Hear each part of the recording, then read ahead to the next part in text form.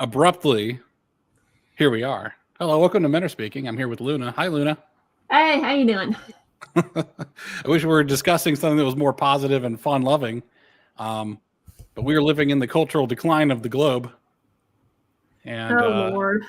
I found that the purpose of this channel is to observe, but also like understand the crumbling foundation of Western society by studying it, understanding it from the first principles, and hopefully we'll be able to bring it back. Yeah, I think normalizing male-female relations and very basic stuff, right? Like, so very basic stuff like protecting young girls, right? So for anyone who doesn't know, there was a Scottish girl who became pretty famous, and I'll pull her up here. Please do. I think that's the best place to start. Basically what happened. Exactly. So Scottish girl here, she was defending herself from what is allegedly a few predators that were accosting her. She had a knife and a hatchet. They were heckling her as she appeared to be in desperation to, just a couple of migrants. The best recounting of this is by Aesthetica, which has not been verified by an independent journalist, but whatever. What is that worth these days? So, anyways, so it is kind of what it sounds like on the tin. There's 3 players here on the girl side, friends and such. I'll leave this on the screen for a little bit for anyone to read if they want to read it, but pretty much it looks the same. It looks exactly what you'd think it is, right? So these ladies are out walking, and then some men accosted them, and typically girls don't. Oh, go ahead. I was gonna say one of them says, "Don't touch us, leave us alone, leave my sister alone." Pulls out a knife and a battle axe, which is probably just normal axe, but I'm gonna call it a battle axe. There you go, axe for battle. Yep. We'll scroll down a little bit. There we go. So yes, and it's been romanticized a little bit. Become a meme, as you do. Bit of a meme, as you do. And if you sort of put these 2 images next to each other, I'm going to see if I can pull up my post that I made. Right. So I'm going to just copy that in. I think that's it. Yep. So get that out of the way. There we go. So anyways, you see the juxtaposition of real life and the dramatization of the situation, and you get 2 different pictures, right? You get the picture of the actual in living color picture of this young girl, and you get the dramatization. And I don't know how to feel about all this, to be honest. I feel disgusted on multiple levels, and I guess we'll start, right? Obviously, the migrants who are accosting her are pretty disgusting. Okay, yeah. You have no business talking to a little girl at all, really, unless you're like desperate to find a public bathroom or something. Do you know where the bathroom is? Like, that's it. That's all I can think of. Or where are your parents is a good thing to say to an unescorted young girl. It's like, was it near school at all? I think if I remember right, it was. It wouldn't surprise me. Yeah, it doesn't actually say what they were doing, like why they were there. Okay, calling her. Yeah, they just get right into it. Yeah. Walking, and then the man. Yep. So just saying they're walking. It doesn't necessarily matter, is it? I mean, it doesn't really. Yeah, they're walking around. They live there. Girls like to walk around sometimes. They're being harassed by some foreign man who people argue shouldn't even be in their country in the first place. Right.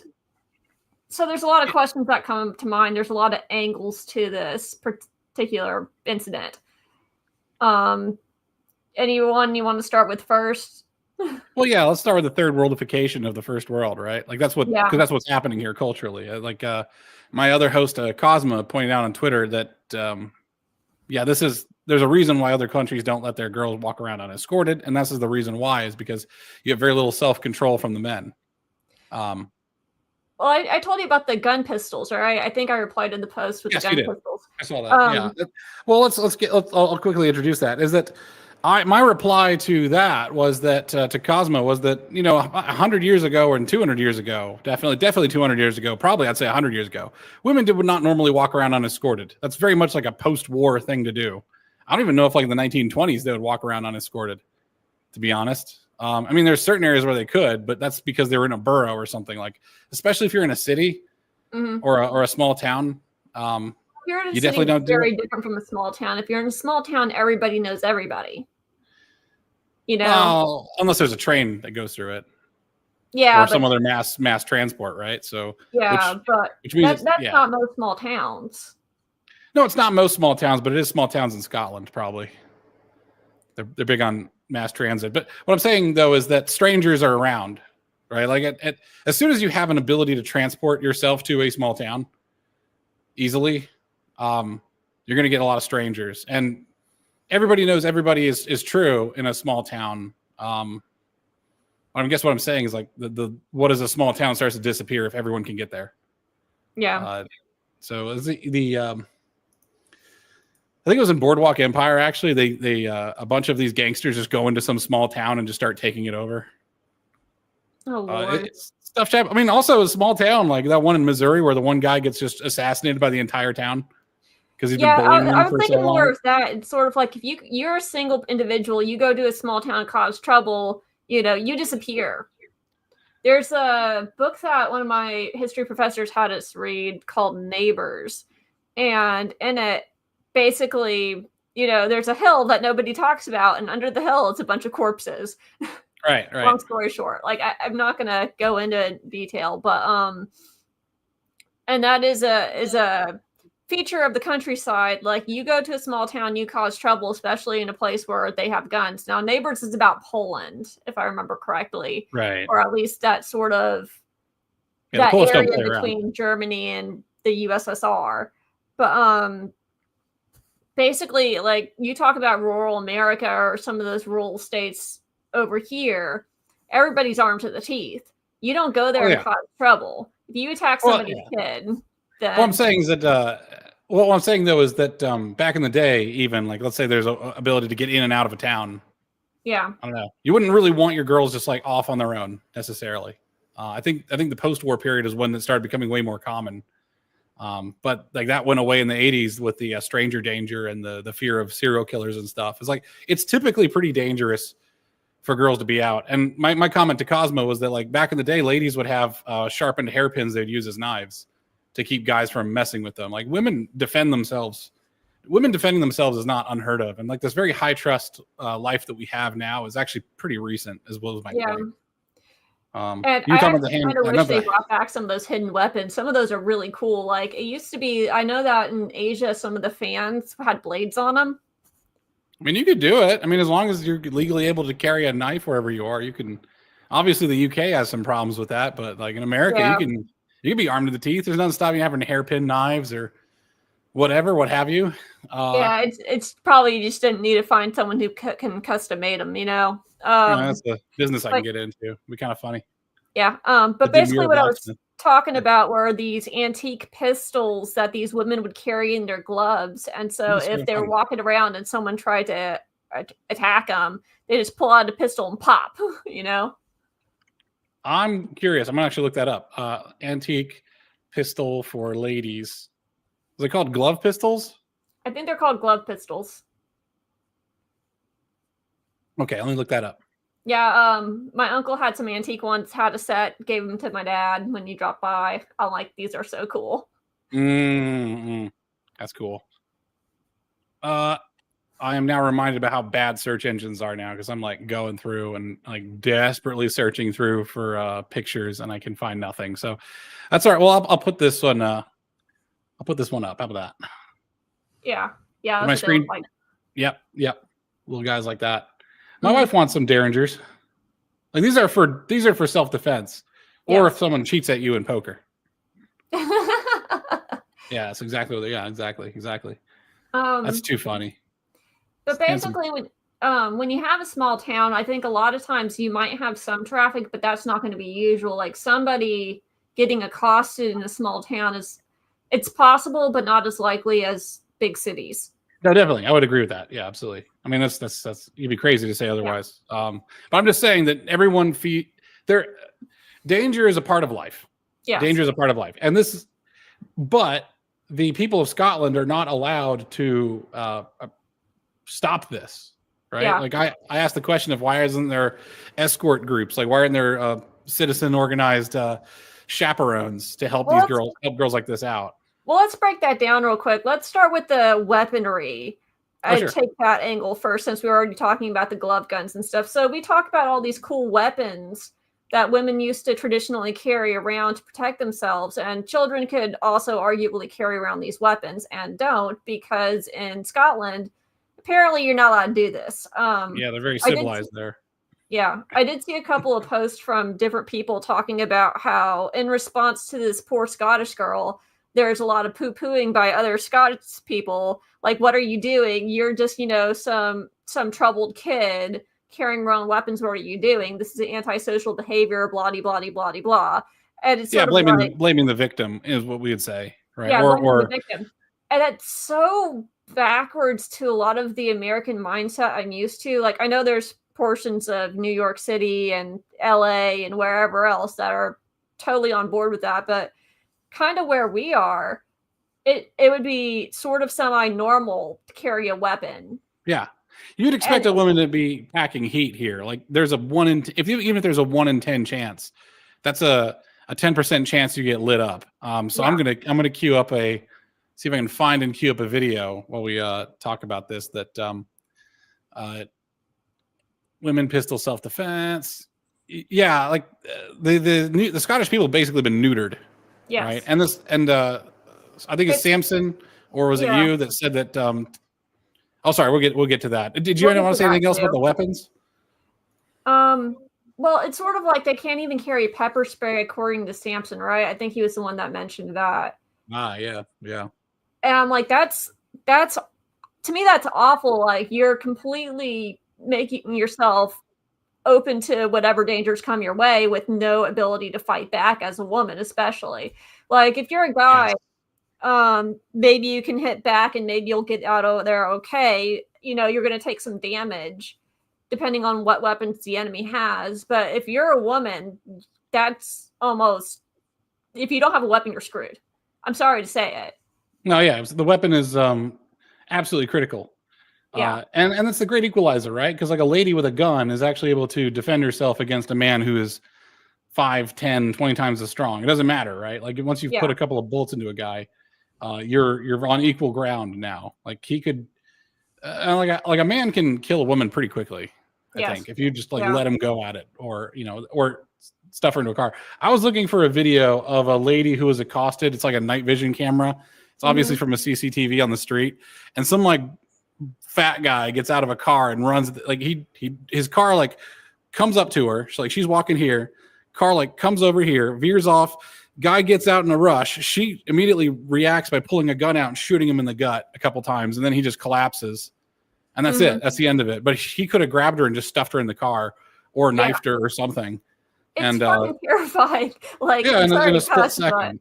Oh yeah. Like, I'm a 100-pound girl. Like, I am not a big girl. Like, if I try to punch out a guy, I would, hurt myself and he'd probably be fine. You think I can, take down some of these big guys? Oh no. I've gotten the crap beaten out of me a couple times by my siblings when I was growing up. That was enough for me to know I don't want to have that fight. No, and fights are usually pretty bad. There's a saying in knife fighting that the loser dies at the scene, the winner dies in the hospital. Yeah. Like fights are usually mutually destructive unless the person has a jump on them. Yeah. Which is why you get a lot of surprise attacks. Is how most of these, like ambushes, is how most of this stuff happens. And the reality is, if you're a woman, like, you are not nearly as strong as a man. Like, I know that might be controversial to some people, but that is the reality. You ain't winning that fight unless you have something on your side. Exactly. And here's the thing about so I mentioned before that the ambushes is how fights tend to happen, right? If you don't want the mutual damage. Two bits of that. Well, the fact that women are disarmed means that you don't actually have to ambush them. You could just follow them around and harass them, and they can't do anything.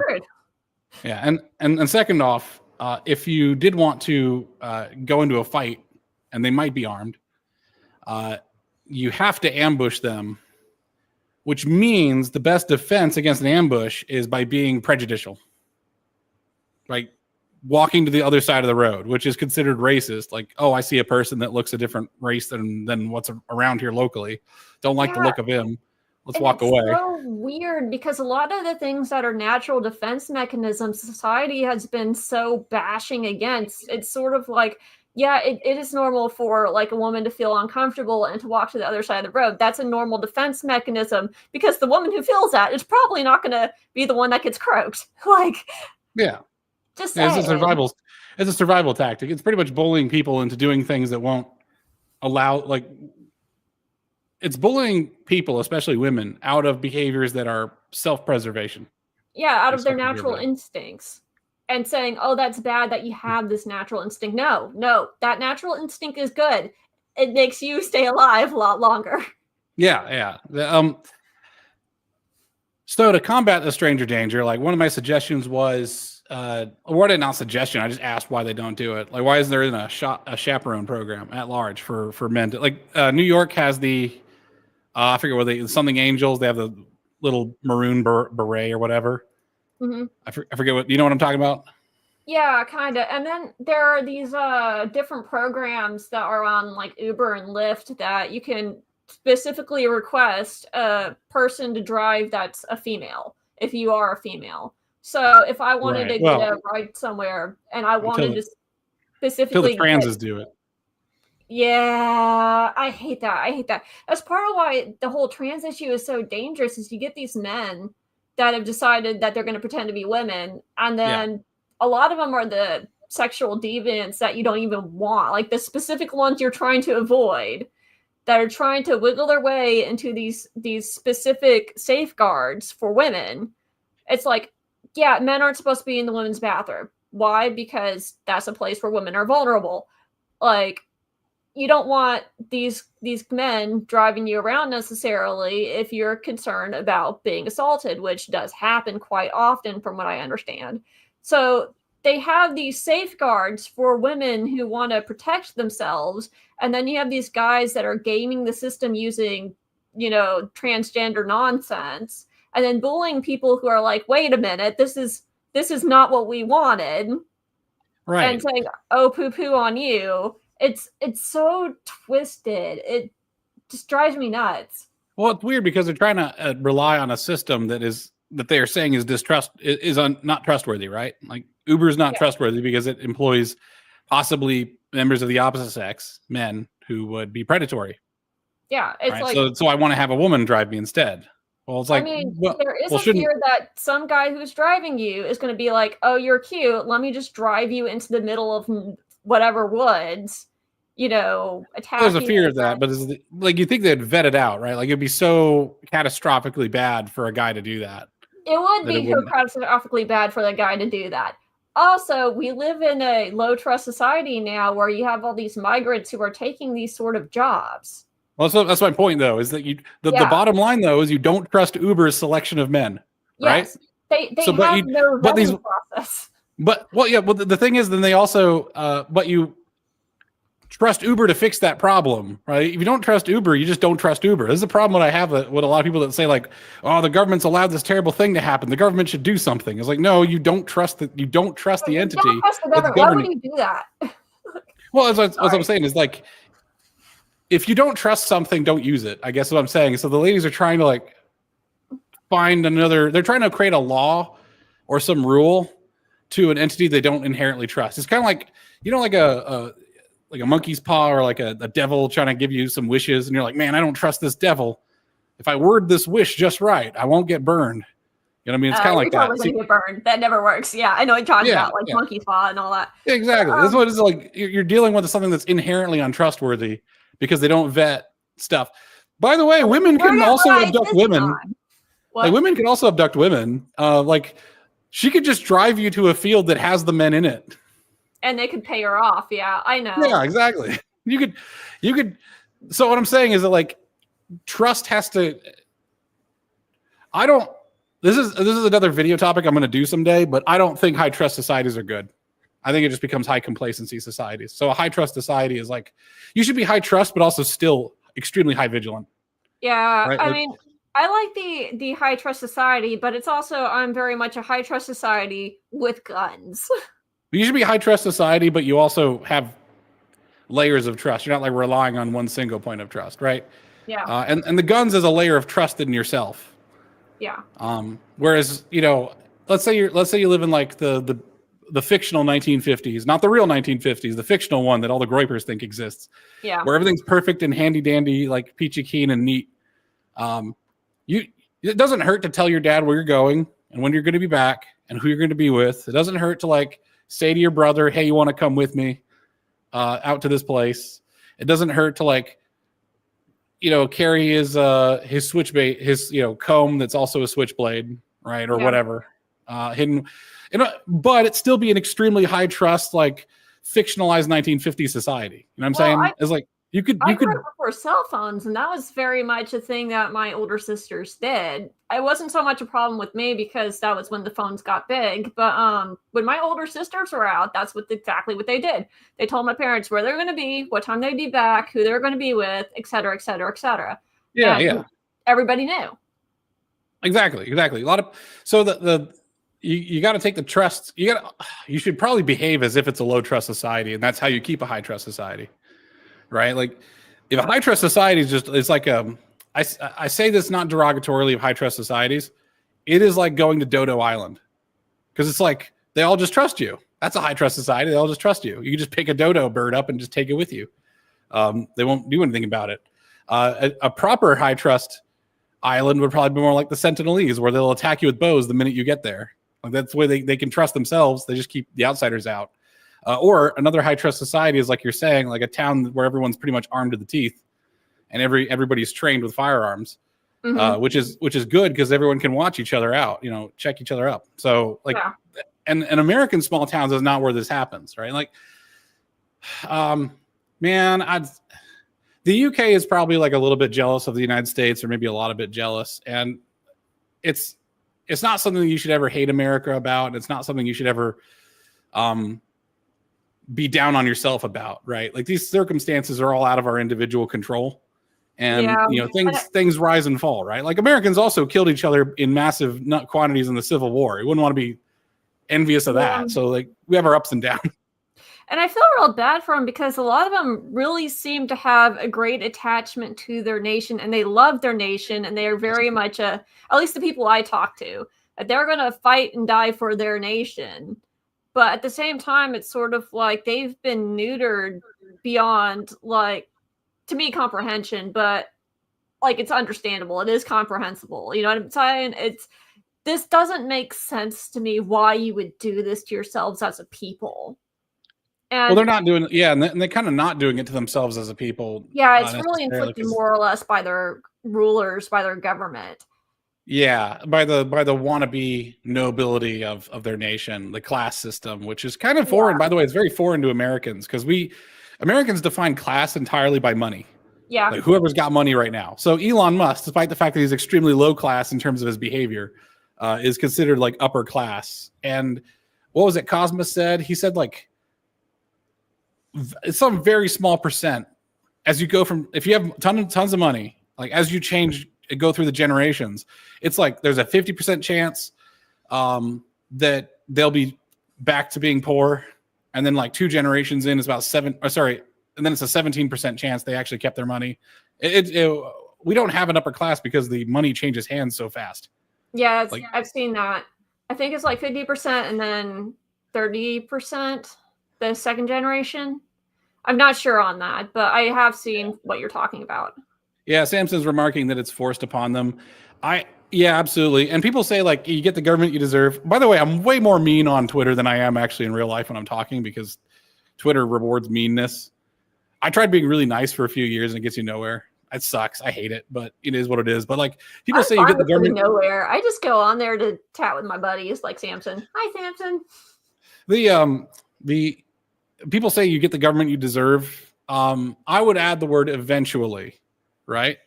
And that's a hope, has a bit of a hopeful thing to it, right? Like if you're a piece of crap, very low trust, as they say, your government's eventually going to become very repressive against you. If you are being a good boy and doing what you're supposed to do, not because the government tells you to, but because that's the right thing to do, the government can be very hands-off. But for some reason, despite the fact that the English people are some of the most trustworthy people, they're the least trusted. Yeah, exactly. You hope they eventually get the government they deserve. But I feel so bad for them. Like, okay, so one of the points that a lot of these people have been trying to make on this subject is that, all these women to vote for it. And that is apparently not true from what I understand. So apparently, most of the people have repeatedly voted against this mass immigration and all of these people coming in. It's just the government decided, well, you know what? We'll just bring all these people in anyway. And it's so frustrating. And it's got to be even more frustrating for them because, so I know we talked about this before. Apparently, this whole grooming gang issue of all these little girls being assaulted over there, it's been a thing since the 50s. Oh yeah, I saw that. I saw that. Long, but yeah, pretty much when the first Pakistani got there. Yeah, I think Jonathan Wong was the one that told me, and he said it's been a thing since the 50s. So before like the sexual revolution and all that stuff, this was an issue in Britain. And it's like, good Lord, how long has this gone on for? Like, it's got to be 75 years now. Yeah, is that right? Yeah. Almost as 3/4 of a century. And like back in the day, they used to just chalk this stuff up as missing persons, right? Like, and it'd be funny to check through the missing persons statistics from like 1945, like end of the war, right? War's done.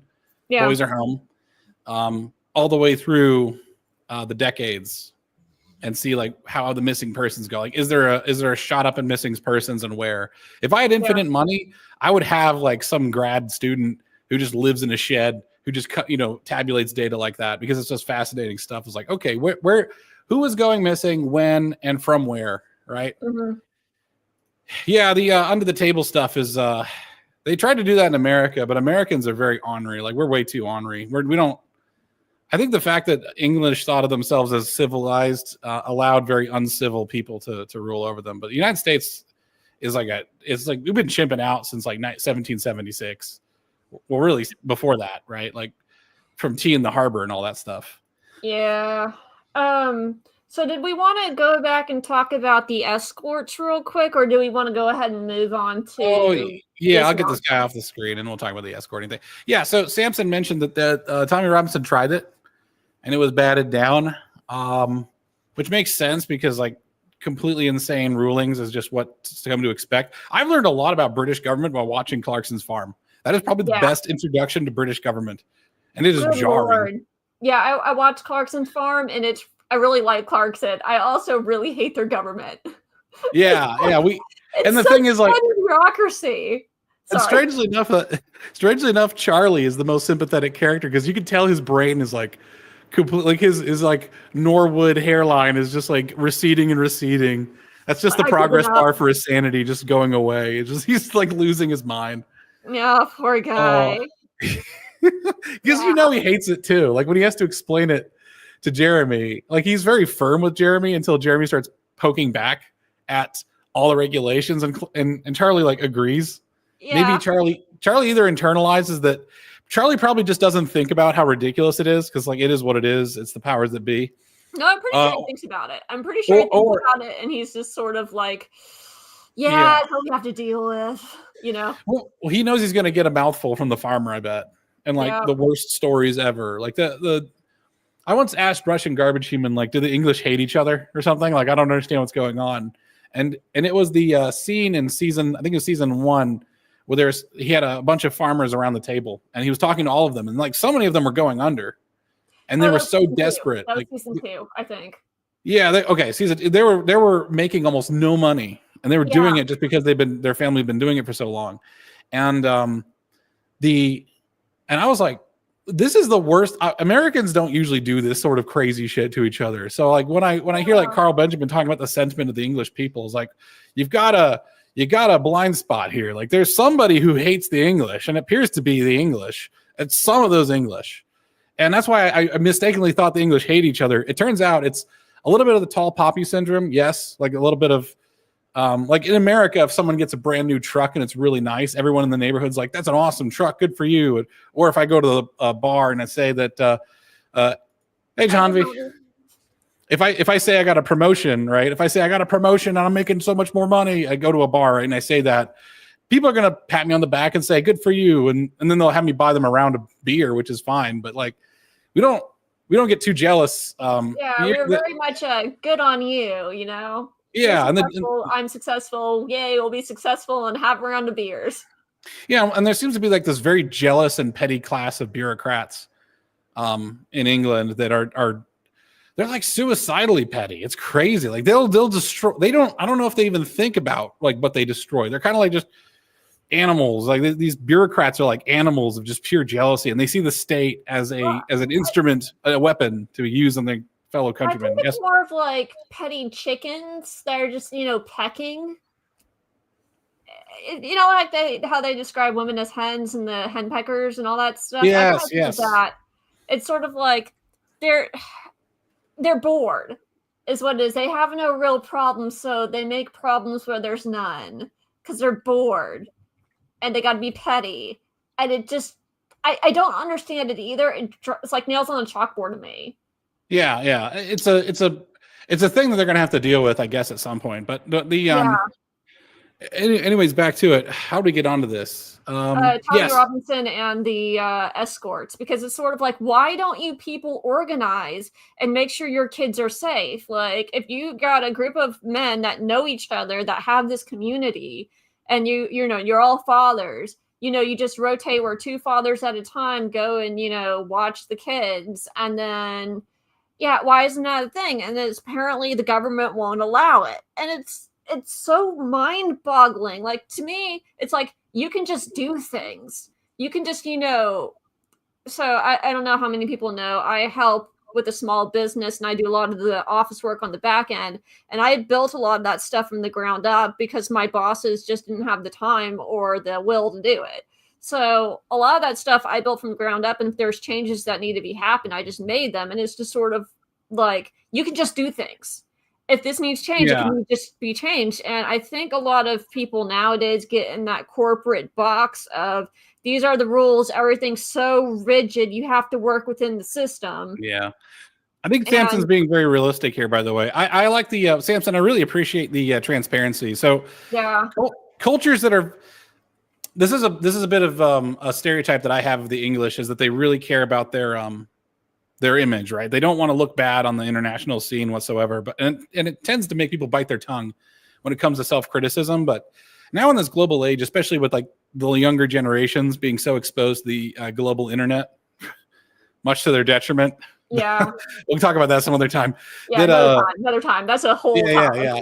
That they're more willing to criticize themselves, and I think you have to. Like this prestige game of international prestige doesn't work. And the United States is actually pretty good evidence that you could be not only ridiculed by the entire planet, but also yourselves, and to be totally fine.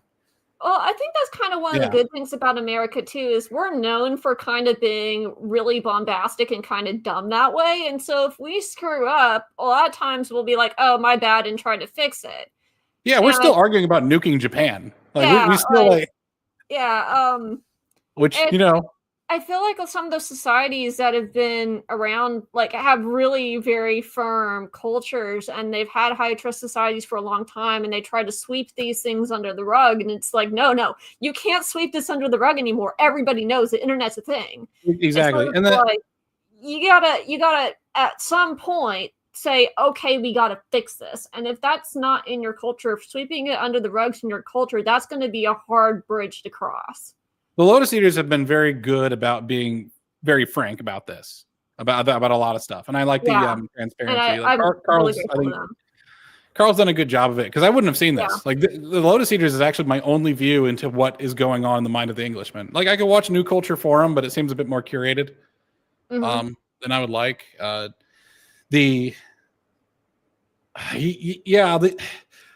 don't think the West can stand upon one leg. Right upon one, no temple stands upon a single pillar, and that includes America, because America tried to be that singular pillar. America tried to be but we need to stand on more than just that. And that also means we need to borrow some cultural things from each other. And so a little bit of frank conversation about who we are and how we can improve is going to be good for everybody. But it's going to take some humility, and it's going to take some like admitting that, yes, maybe as they call them, the Yanks, which I'll get into that in a second. The Yanks might have a point about some things. And I think it's more than that, because I do think a lot of the everyday people of England are really upset about it. I think it's mostly the upper class and the ruling class that are the problem. I don't think it's the average Joe. And I think there's a lot of frustration because the average Joe feels powerless. They feel like they can't do anything. Like, how can you not just organize and escort these girls and make sure they're safe? Like, that still boggles my mind. All right, so I'm going to I understand the logic of why the government bans it, but still. Well, yes, exactly. So, all right, my rules for radicals, right? My rules for radicals, you have to declare people an enemy, and it's really hard, if not impossible, to get off the enemy list. And if you've declared your government, now governments are interesting things because it's made up of parties. It's made up of parties as well as the deep state, right? So before I would have said the government is my enemy in the United States, like under Biden, whoever, who was purposefully handicapping America. Now the government has changed hands, and apparently the deep state is under fire. Good. I'm like, okay, the government is not so much my enemy. It's now being run. In other words, it's an empty house, right? It's like a hill that you conquer. And like right now, the hill is my enemy, and sometimes it's my friend, depending on who's in there. Like, who's in the castle? It's like some weird. I don't know if there's ever a castle in history. I don't know if any British people know about this. Has there ever been a castle in history that was just like a place to garrison your army on the way? It didn't belong to anyone in particular. I doubt it. I don't know. Yeah, but anyways, it's the government's a little bit like that. But the government of right now, I think Britain does legitimately have a uniparty, right? And I'll pop in here is the appeal to the Epping Hotel closure that happened today will change things, is going to radicalize more people. Yes, I heard about that. We'll get into that very soon. We'll get into that because I definitely want to talk about that. We'll get into that very quickly, though. I just want to shit all over Andrew Wilson because this guy's an asshole. Oh, yeah. God, all right. I just want to put this to bed real quick. I am all for a little bit of like. By the way, I put this under my folder of broke ass influencers, for a reason. Is because this insane shit. Yeah, this insane shit is usually by broke ass people. This made me so freaking mad because number one, if the people of UK have repeatedly voted against this immigration policy, then don't be like, oh, women voted for this. Like, I know historically women tend to be more left-leaning and vote left-leaning, and there's a lot of women on the front line saying pro-immigration. I don't think this applies here. And also, what the hell? Yeah, seriously. So I'll get. And I by the way, I love to steel man the enemy argument. I'm not going to in this one. I usually like to try and steel man. I will steel man a little bit. I'll say like, there has been historically ladies who vote for this stuff. Like, I don't mind when a lady in some liberal city who definitely voted for mass immigration gets her purse stolen. I do not wish sexual assault on anybody. That includes, by the way, men who are in prison. I know it's like a meme in America that we love it when men get assaulted in prison. I'm not actually a big fan of that because it's not like. Yeah, so that's barbaric, But it's not good when it happens to anyone, and it's just like, why would you wish this on women just out of revenge? Like, what the hell? Especially children. Like, that's so sick. Oh yeah, let me pop this one. This is a good comment. I don't follow the Tates, and I don't follow Andrew. I had an interaction with Andrew where I said that Andrew Wilson had said somewhere that women are stupid, the basic opinion. And I said, well, if they're so stupid, then it should be pretty easy to get them to buy into supporting men and helping out. You just got to figure out, like, if someone has low agency, because that's what stupid really means. It means that they're low agency, easily controlled. It's like, well, why don't you try controlling them into behaviors that are good for them? And his reply was like, well, I just love shitting on him. I was like, well, then you're not even here to help stuff. You're just, he's just a terrible attitude. Like, he's an online man. He's a meme man. He's a living meme. And here is his original tweet is left off of this, but he had said like these girls are getting what they deserved for voting this way, essentially. And I'm like, these girls are 12. Okay, sorry. Yeah, this was for 2 days. this was like all of my feed is just a bunch of guys being like, women deserve it. And I'm like, no.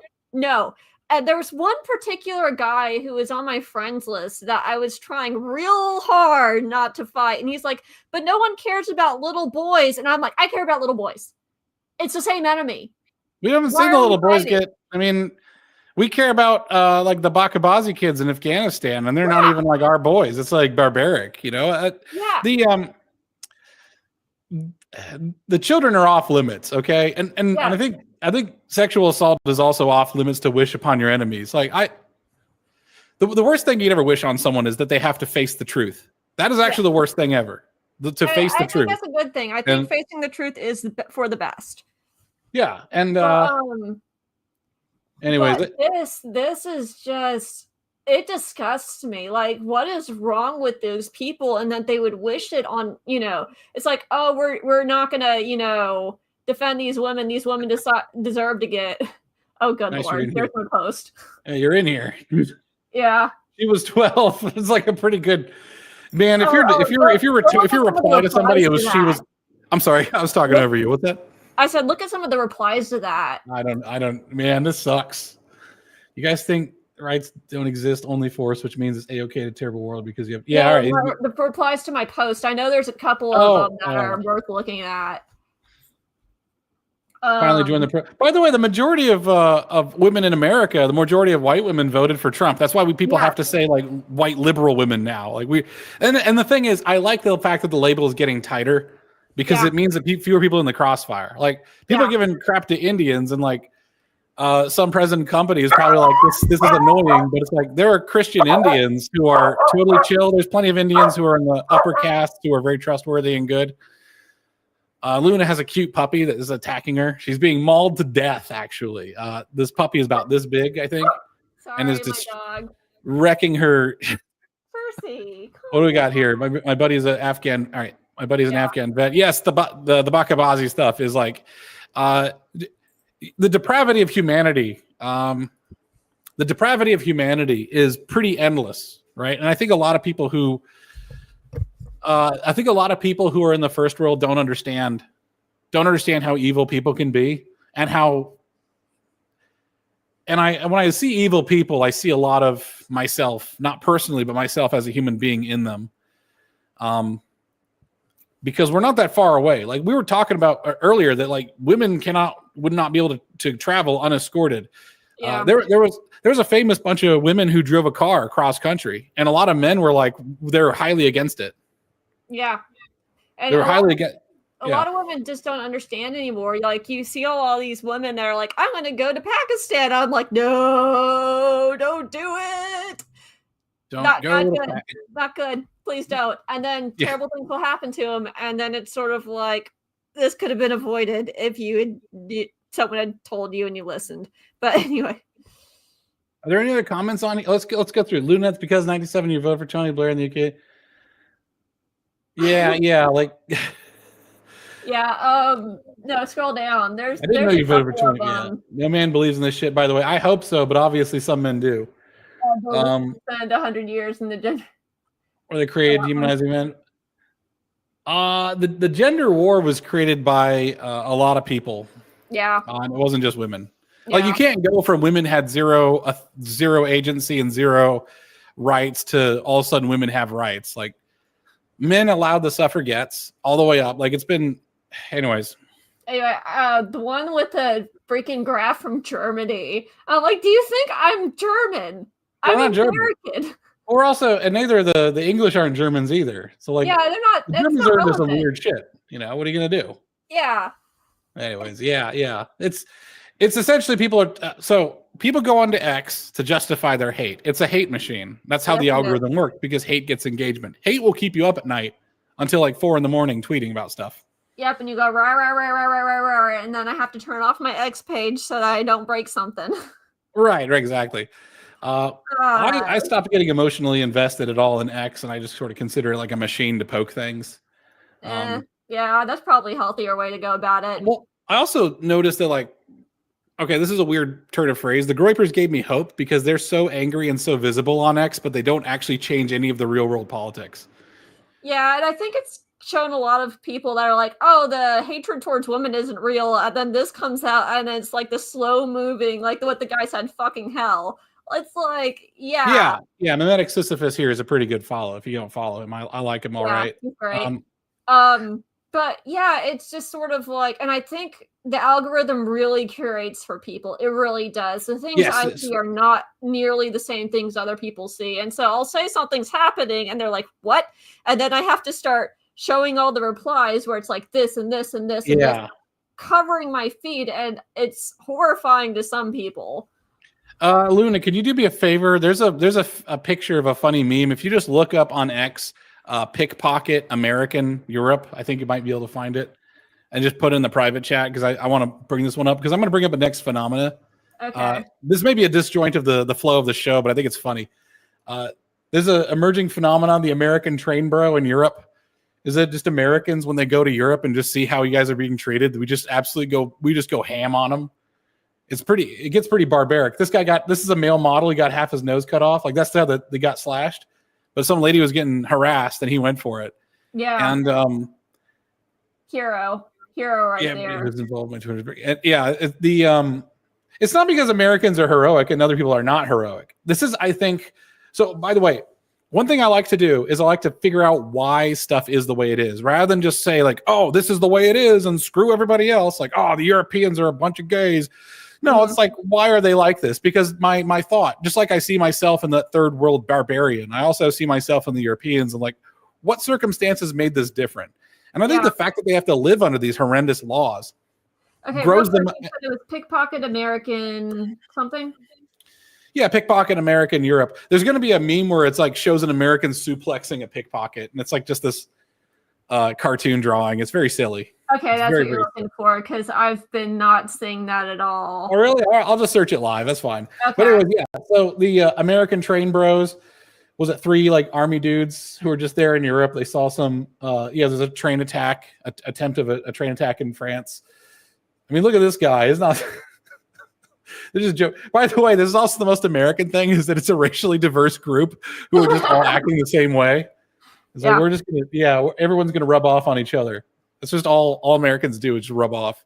And I think that's kind of the default for us. It's sort of like, you see something like that happening, it's sort of like, that is my default, even though I know it sucks to be in a fight and I'm probably going to lose. My default is like, hey, stop that right now, you know. Yeah, Sam's just talking about Paris syndrome. I wanted to travel to Europe, and I'm a little bit like hesitant. I do want to go to England and just go to the Shires. Yeah, I'm a food dude. I love cooking, and I want to know how they make their food, because I want to learn about the majesty of English food. And that's not said ironically. Yeah, Carl said it's some of the best in the world, and I'm really curious, especially because I know that Southern cuisine, we take pride in our cuisine. So I'm really curious, but the flow of the show is fucked, so just bear with us. Okay, I have eaten extremely plain food that was raised amazingly, right? Like the grass-fed cows. It was the farmer, the local farmer that I buy my cows from is just a cool bloke, and he has his own blend of grains that he gives the cows to finish them off the last month to give that nice marbling. So eating a steak is like butter; it just melts in your mouth. It's amazing. It's like the best steak ever. But the thing is, it's just butter, pepper, salt, and the steak. That's it. Yeah. There's like nothing else on there. But that's all you need, because the ingredients are so damn good. Yeah, and there's something to be said about that. Yeah, anyway. Like if you do a good job with a few things, you can get a lot more done. And it's a little bit like the fight of the Zulus, where it's like you could have a few Englishmen, and they're very refined and well trained, and they could just fight off a legion of barbarians. Yeah. Yeah, it's great. Oh, play the. Okay, so do we want to get back to that's rad. What's going on with the Scottish girl? Yeah. Let me. How do I hook this back in? Yes. So this does hook in. Is that the Europeans and the English have been kind of governed by pretty strict laws about how to behave, like how to be proper, just so. Yeah. And the problem is that if you have that, you're more inclined to follow the rules, even if the rules are horrendous. Now that could be helpful. I'm gonna look this up now. European American pickpocket. Okay. I'm gonna find this. I feel like that there's sort Oh of. yeah, this is great. You ever seen this one? Oh no, I haven't seen that one. Can you hear it? No, I can't hear it either. I'm watching now. But some American woman caught a pickpocket, so she just grabbed the pickpocket by her ponytail. Look at the face of this American woman. Yeah. Look, she's just yelling at her. Yeah, that seems about accurate. Did anybody even hear this? This is amazing. Anyways, I don't know if it can hear anything, but that's great. All right. Anyways, yes. But anyway, I do think that is very much an American thing. Of something like that happens, you don't really stand by the sidelines. You go in and step in and deal with it. And I don't. Women get angry. That's right. Yeah, we don't. We Americans get involved.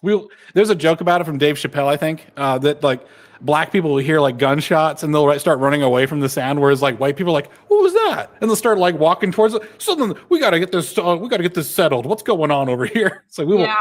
Yeah, it's a funny phenomenon. Good Lord, it's all the same. Hey, this is the one I had. It's all the same stuff. Dang it, I was hoping to find that meme. It's a great meme. Anyways, it just shows an American just suplexing. Like the French had to give a warning to pickpockets to like don't rob Americans because they'll just go ham and attack you. And we will. We don't think ahead. We don't think about jail. No American has ever gotten into a fight thinking about he's going to go to jail. We're not that conscious.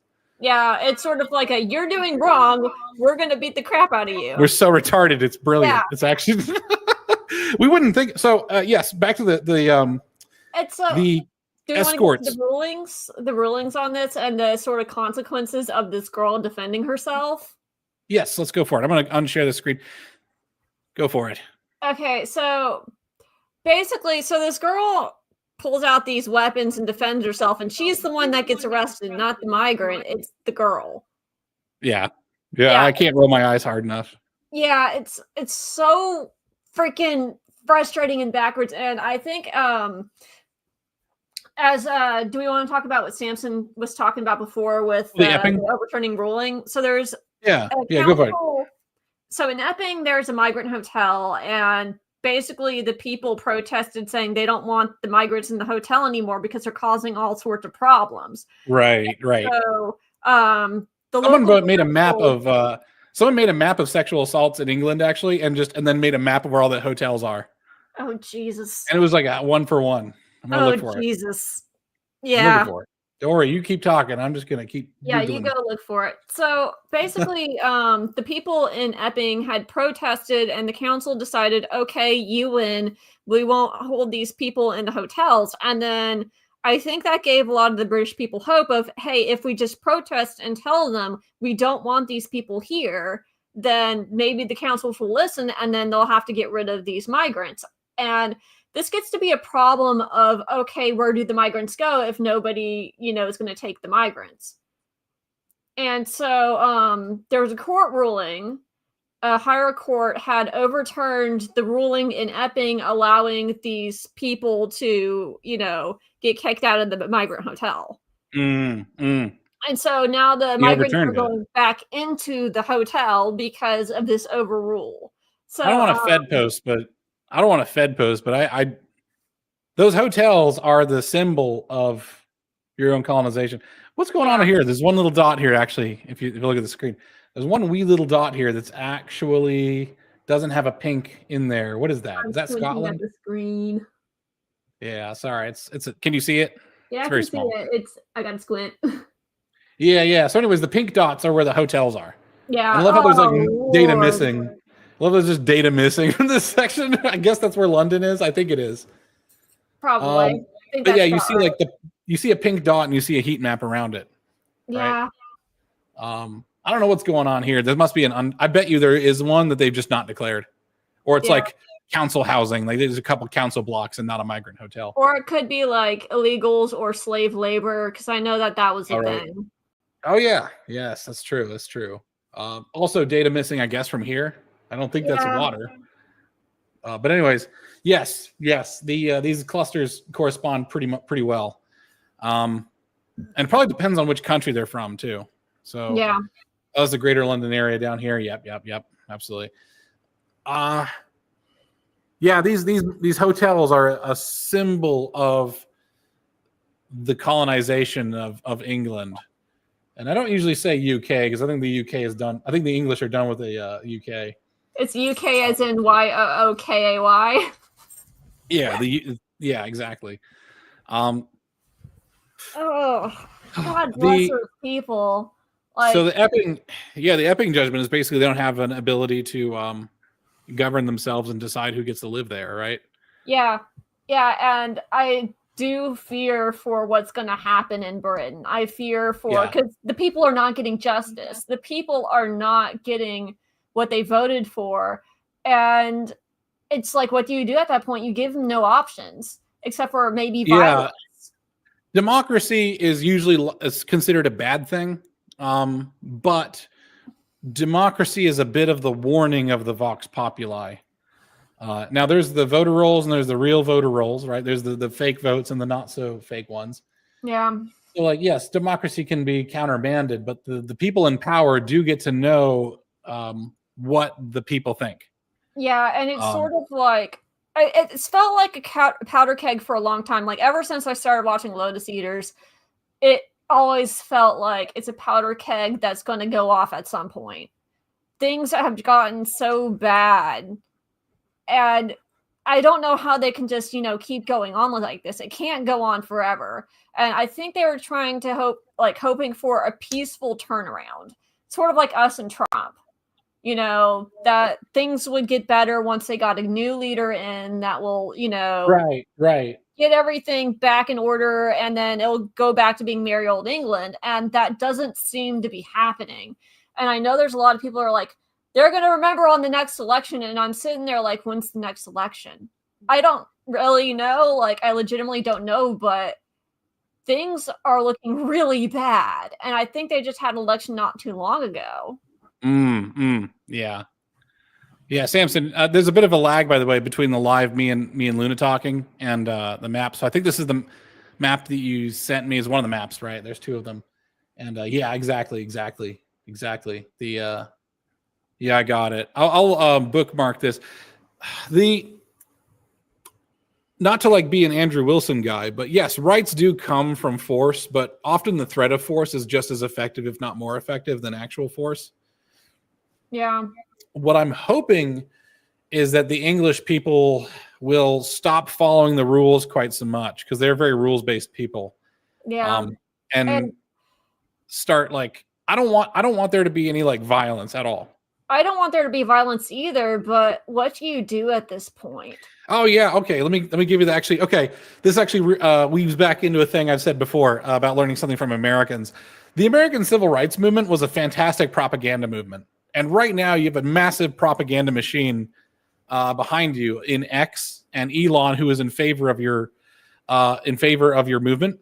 Yeah, yeah. If you guys locked arms and escorted schoolgirls from, imagine a bunch of Englishmen or Scottish or whoever locking arms and just like escorting young girls from school to their homes, and then British UK police arresting them. The optics on that would be insane. Like totally unarmed, peaceful men, like wear a suit and tie. Like what you do is you make the optics of attacking you so bad. Like Tommy Robinson is now back on Twitter, but he's also he was arrested for but then released for alleged assault, right? Like they're not really touching him as much as they used to. And that tells you something. And the optics are so good because Elon's been retweeting a lot of the Lotus Eaters guys. I know that Harry and Bo both got retweeted by Elon. And so Elon is definitely watching the UK, and he has been posting a lot about it. And so what Elon says, the world knows. What you want to do, and this is, I'm going to whisper here to Samson, maybe tell this to the Lotus Eaters guys. You guys might want to study the American Civil Rights Movement because it was one of the greatest propaganda movements in history. Whether you agree with it or not, doesn't matter. It was very successful in doing what it was trying to do, which was garner support for what was considered a very, very poorly thought of group of Americans, which was American blacks. right? They all of a sudden it totally reversed the perception of American blacks. Now, after the Great Society, yeah. Sorry, was that? I said that lasted for a long time, like even now, a lot of that perception has changed. But so basically the thing is that if you do the linking arms and really helping these girls out and doing it anyway, you have to be willing to go to jail. And one of the things I think you said earlier is they can't arrest all of you. Well, that's a common phrase. I think I mentioned that like a good man would go to jail for this cause. Hell, I'd go to jail to protect a kid, but especially if it's your kid. But you notice the optics though here. I'm putting on screen the optics here. Everyone is wearing a suit or like a working class. Like here's Martin Luther King like LARPing as a working class factory worker. He's got the outfit on. Yeah. Right. All the kids are well dressed. Everybody looks civilized, right? Like if you have the optics of civilization, you cannot be cast as a savage, right? And that's what they're trying to do. Is they're trying to say like, oh, these UK people are racist savages. Americans could send you a crate, like a big transport crate. What do they call it? Cargo container of firearms. Yeah. We could send you a bunch of firearms. What would be more effective is if we sent you a bunch of like English flag, like was it St. George's Cross? St. George's Cross, that's correct. Yeah, St. George's Cross neckties and suits. Like honestly, like instead of running to the armory, you should be running to the tailor. Get looking good. I do think both are important. Honestly, I do think both are important. And I know a lot of the English guys that I've talked to are very much technically guns are legal, and I'm so like, okay, exactly. You need to go buy one. Wait a minute. Well, technically, self-defense is legal too, and that's not. Anyways, well, I'd say the thing is about the guns is the guns are very much a last resort, because what it does is it admits that you've lost the propaganda war, and the government has only the propaganda war, and their rulers are still not doing what they're supposed to. Well, they haven't begun to fight. I think the English have not really begun to fight. They've had a couple of like screenings and stuff, but like look at this. Look at this picture.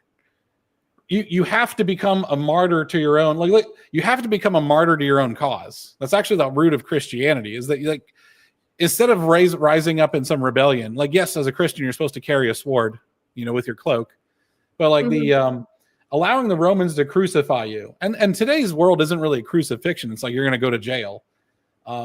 By allowing yourself to do this, you will garner more support in the long run. And it takes some faith, right? And I'd hate to I'm not a big fan of the civil rights movement as a movement in terms of what it did, because I don't necessarily like the Great Society. I don't mind the Civil Rights Act, and that's controversial to say on the right.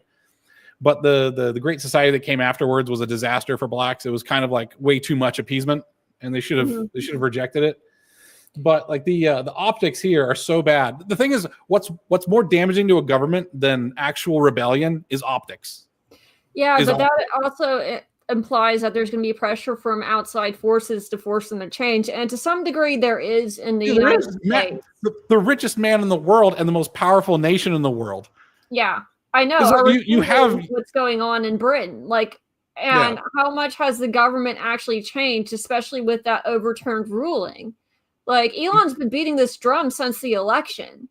This isn't new. Well, Elon's been beating the drum, but the English people are going to have to do something too to make a big public statement of what's going on. They kind of have with the St. George's flag and painting it everywhere. And that was a couple of days ago. Let it cook.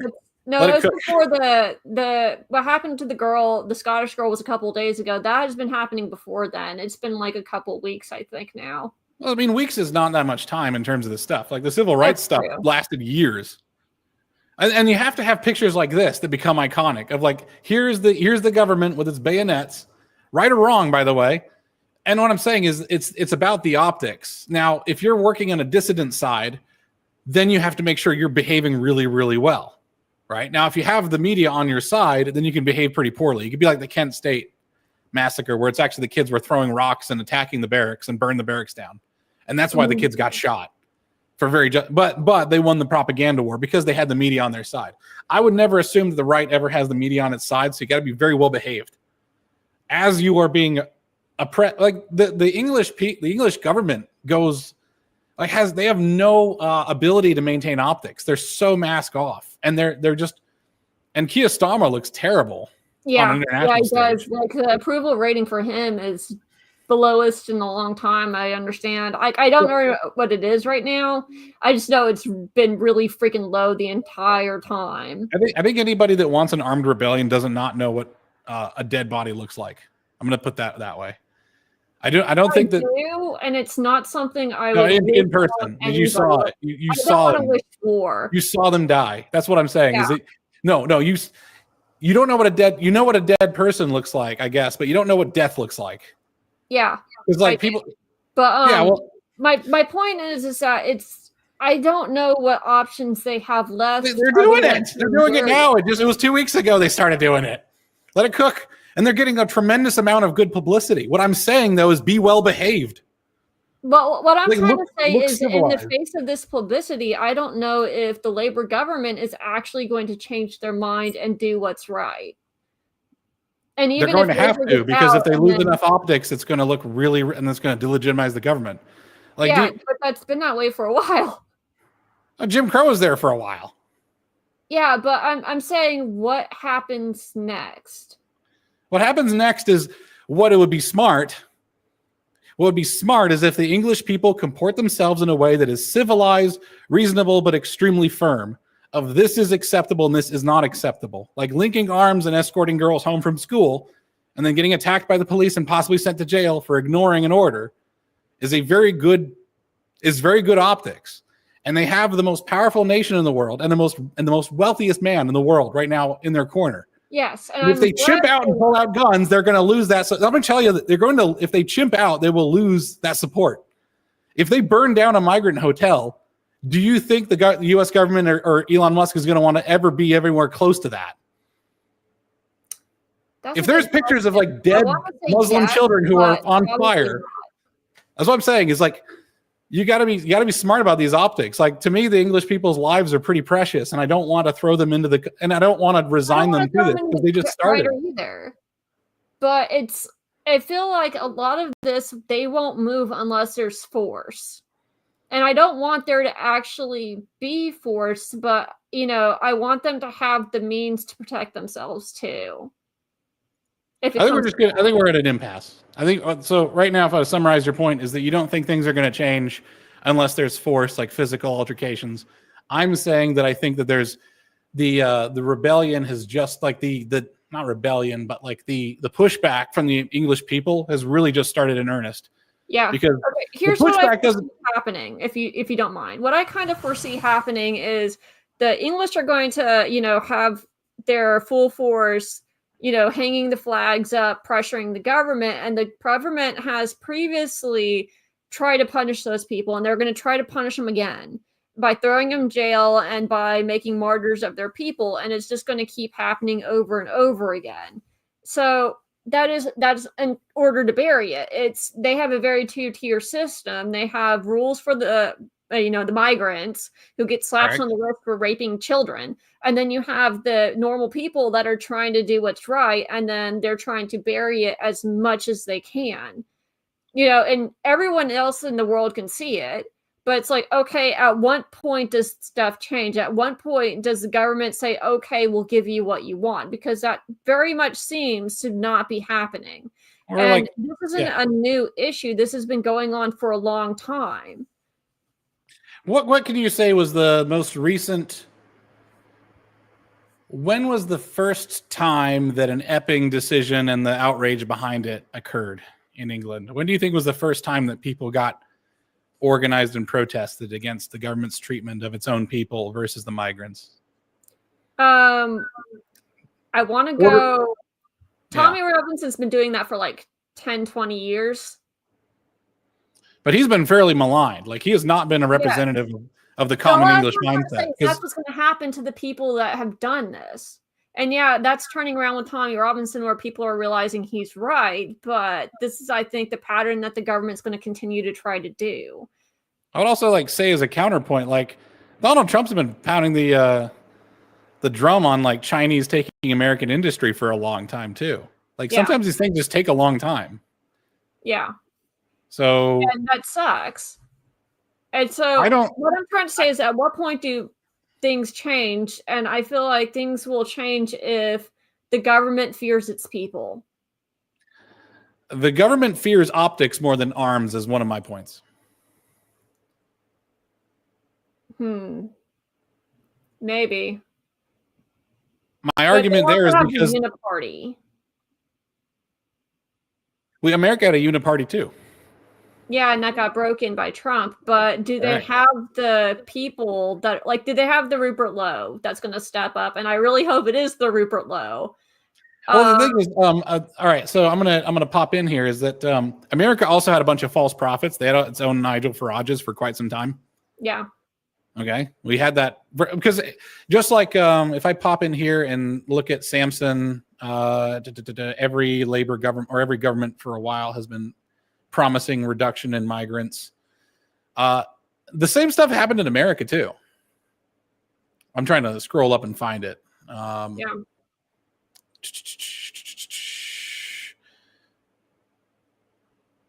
Every single election they promised it. I must have missed it. But anyways, yeah, like almost every government in the UK has promised to reduce migration.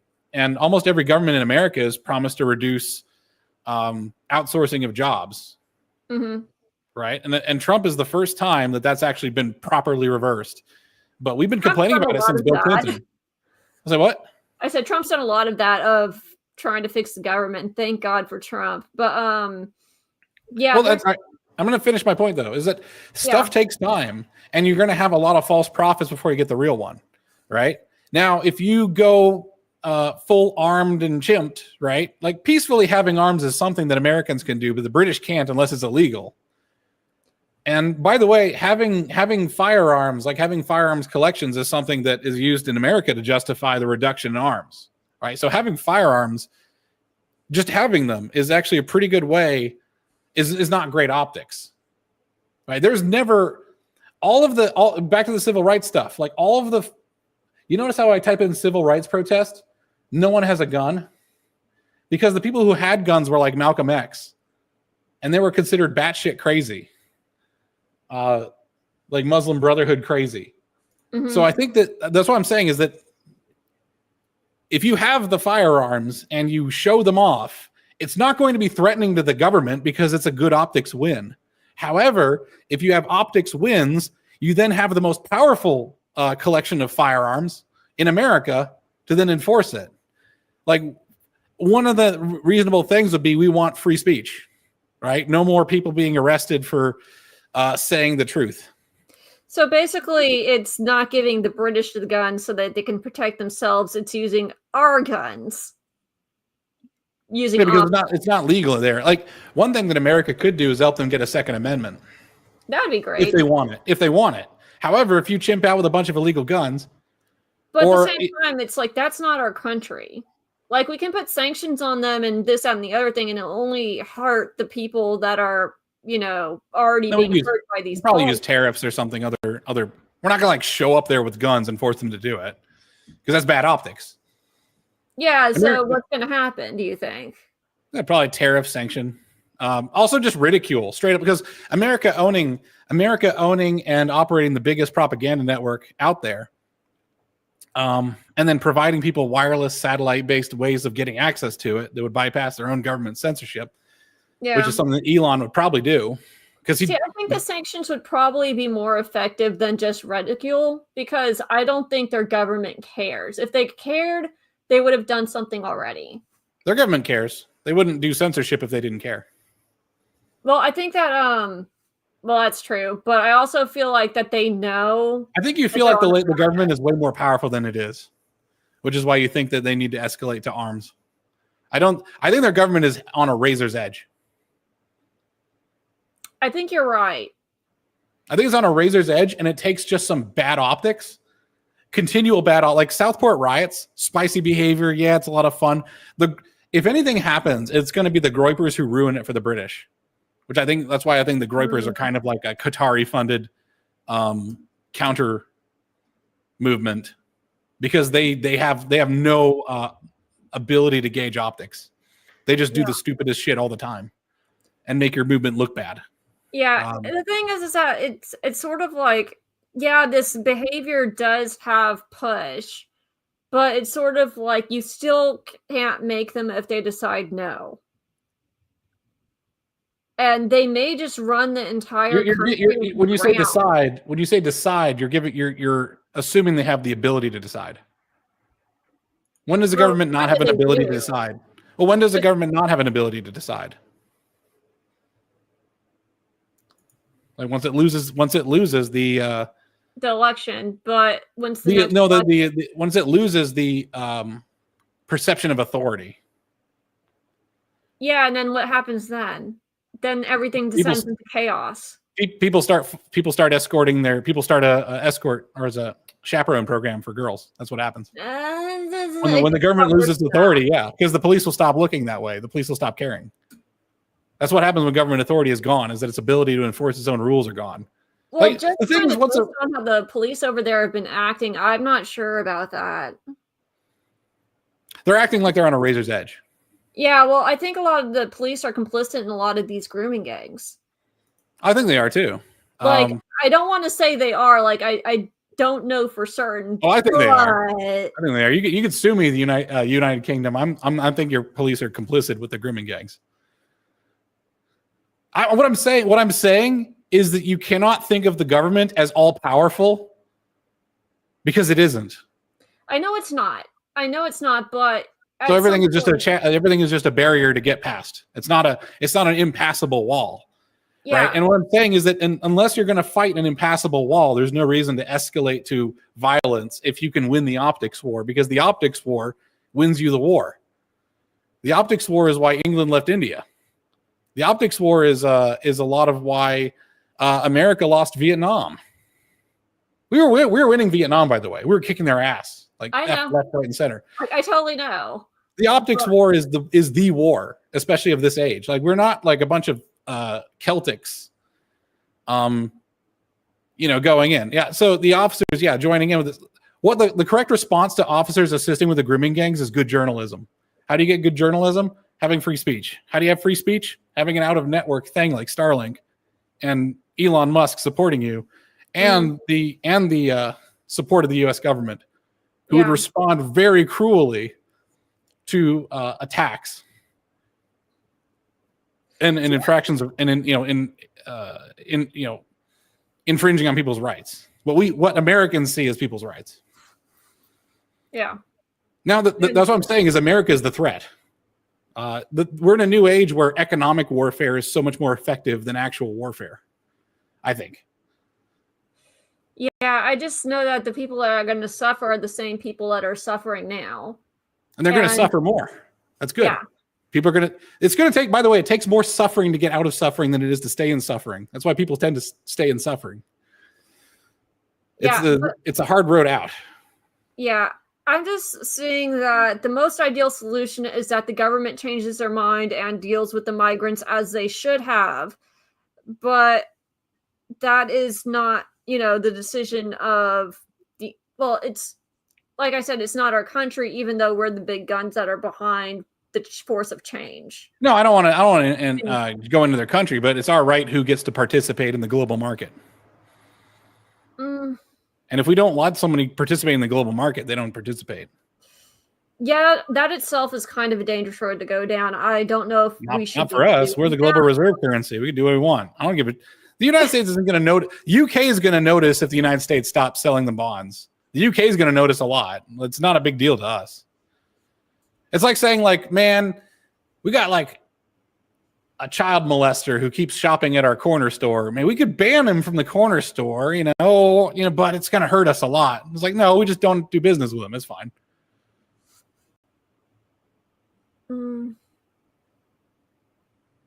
Anyways, reading some of the comments. America doesn't have to support anyone, and participation is a form of support. It's not that. Part of me is on board with what you're saying with the optics war, but my concern is whether or not the optics war is actually going to work.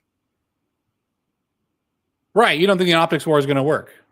Yeah, that's why I say we're at an impasse. I think the optics war is way more important than any kinetic war, or even the threat of a kinetic war. Yeah, and I want the optics war to work. Like, that's the thing, is I want the optics war to work, and I want them to resolve this without having to resort to pure force. Like, I don't want them to have the guns in order. Well, I don't know what would convince you. Because if you don't know what would convince you, then there's no point in trying to convince you. So we'll just move on.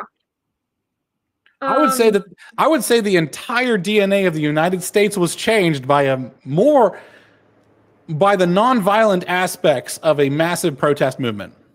The entire DNA of the United States, where everything has to sort of tiptoe past this era, right?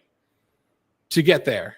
Like we'll do, and having any sort of civil war in America and hopefully having a civil war in like the UK is so unthinkable and unacceptable that people would not want that to happen, right? Mm-hmm. Every war is an act of persuasion. I don't want there to be a civil war, but at the same time, I don't know how to change labor's feelings and get them to actually do as they should. Right. Yeah, Howley Dooley sees your side where it's like labor is dumb enough to make it kinetic. I think labor is pretty spineless and will do whatever.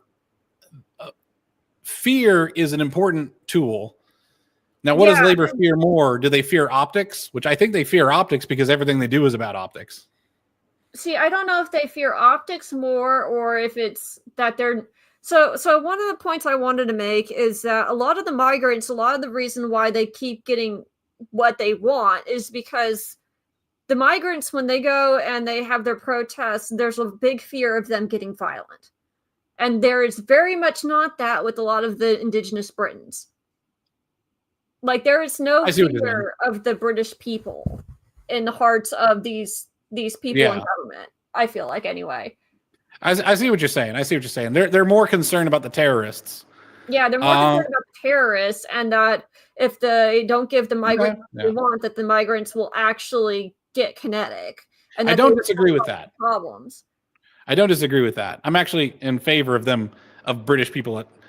Man, this by the way, this channel is never going to get monetized, so you can just trust what we say. Is what I'm going to say. Yeah. We're so unmonetizable. Yeah. I am all in favor of defacing. Like, if you've listened to me in Cosmo Talk, I am very much a pretty severe person when it comes to Islam. So I have no problem with them doing anything they want to the Muslims. I couldn't care less. Yeah, I'm not in favor of Islam. I would be okay. I mean, I would be okay with... Now, the thing is, if you do stuff to the Muslims, you got to also make sure the optics are good when you do it. So yeah, I'll leave it at that. All the Muslims and put them in an area and let them live in that area and just like put a giant fence around it. And if you want to monetize what's going on in that area, you can have a bunch of satellite cameras and do a TV show. And you just leave them there and don't let them leave. Yeah, and we'll call that area Gaza. I was thinking the Sahara, but yeah, that Gaza works. Just stand. Anyways, hell is other people. I think. No, I also would like to do in Islam pretty hard, and I don't shed a tear. I will try to convert them before, but it's like you send the person who's going to convert them, and if he gets sent away, then after that comes the Inquisition, and then after that comes the Crusade. That's fine with me. What I'm saying though, okay, so let's say you guys go nuts on your government. First off, I think you guys could actually win elections if you have like Rupert Lowe is just getting started. Yeah, I do really, really like the Rupert Lowe, and I feel like part of the reason that this turnaround in the government may have not happened already is because of Nigel Farage, because apparently there was. I hate Nigel Farage so much. Yeah. Apparently there was a lot of talent coming up, and Nigel Farage just destroyed their careers. I don't know why.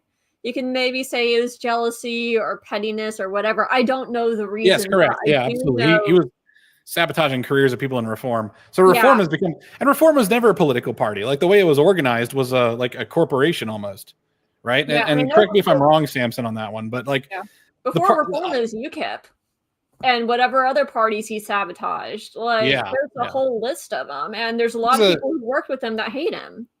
Nigel Farage is a genuine dick sucker. I think. Fuck that guy. Like honestly, he's worse than the Muslims.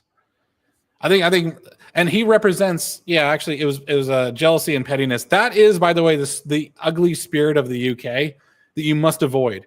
There's an ugly spirit of the Americas that we try to avoid as well, right?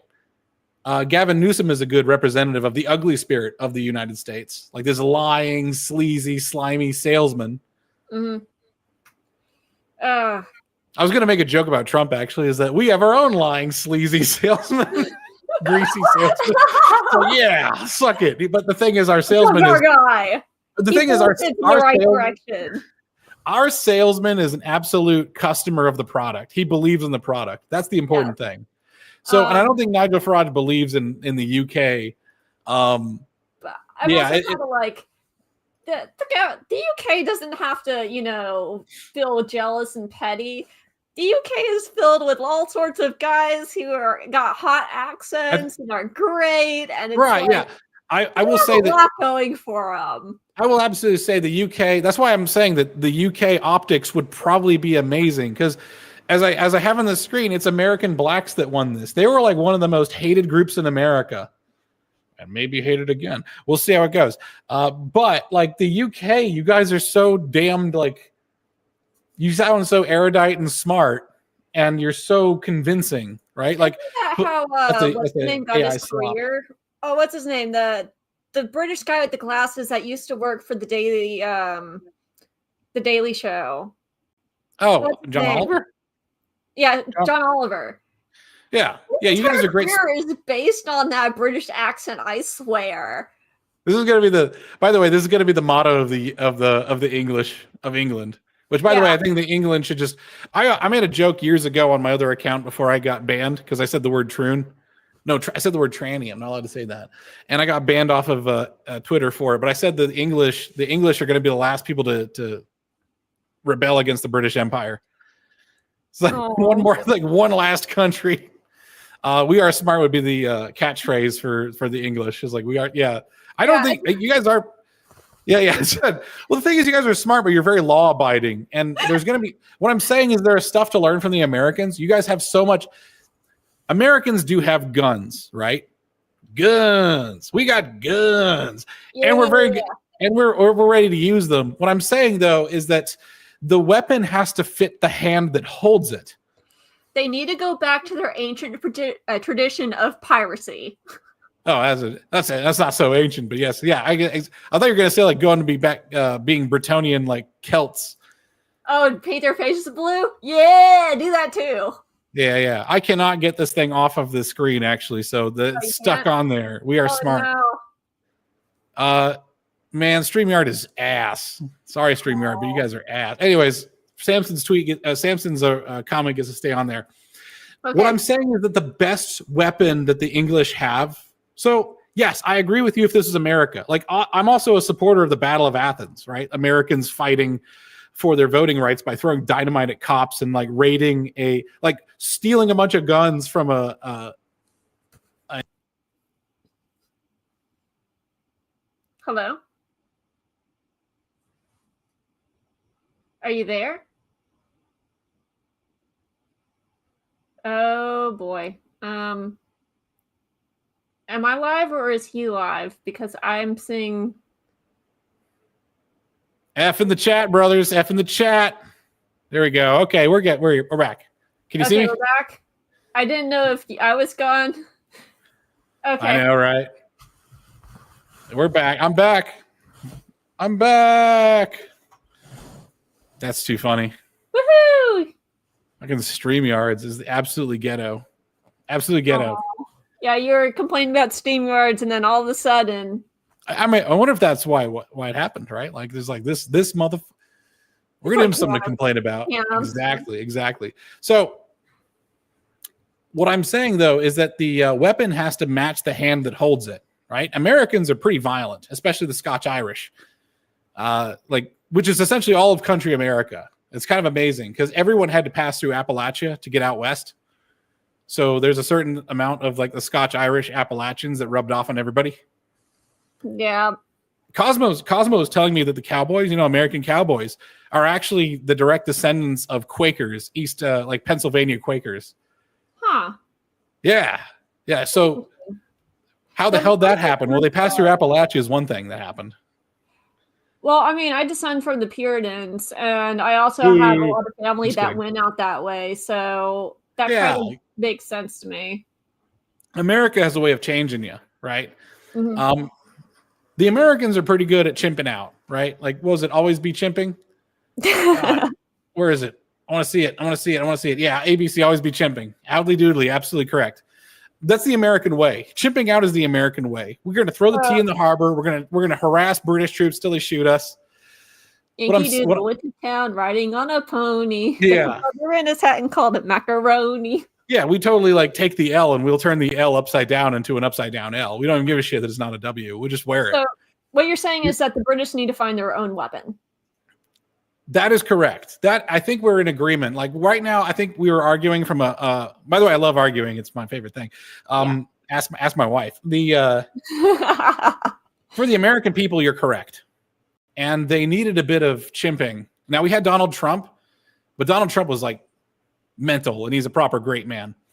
The English people have such incredible optical weapons that they can, and they have a language that's extremely nuanced. They have a tradition of narrative. Mm-hmm. They have a tradition of storytelling. Yes. And they have they're very well in touch with history.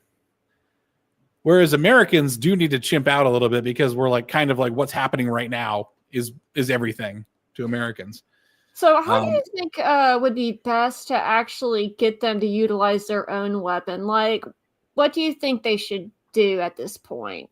I mean, you're already saying that they need to, dress the part, which the British can definitely do, and it looks sexy. Yeah. But anyway, they dress the part, they speak the part, and they do. Oh, sorry, good.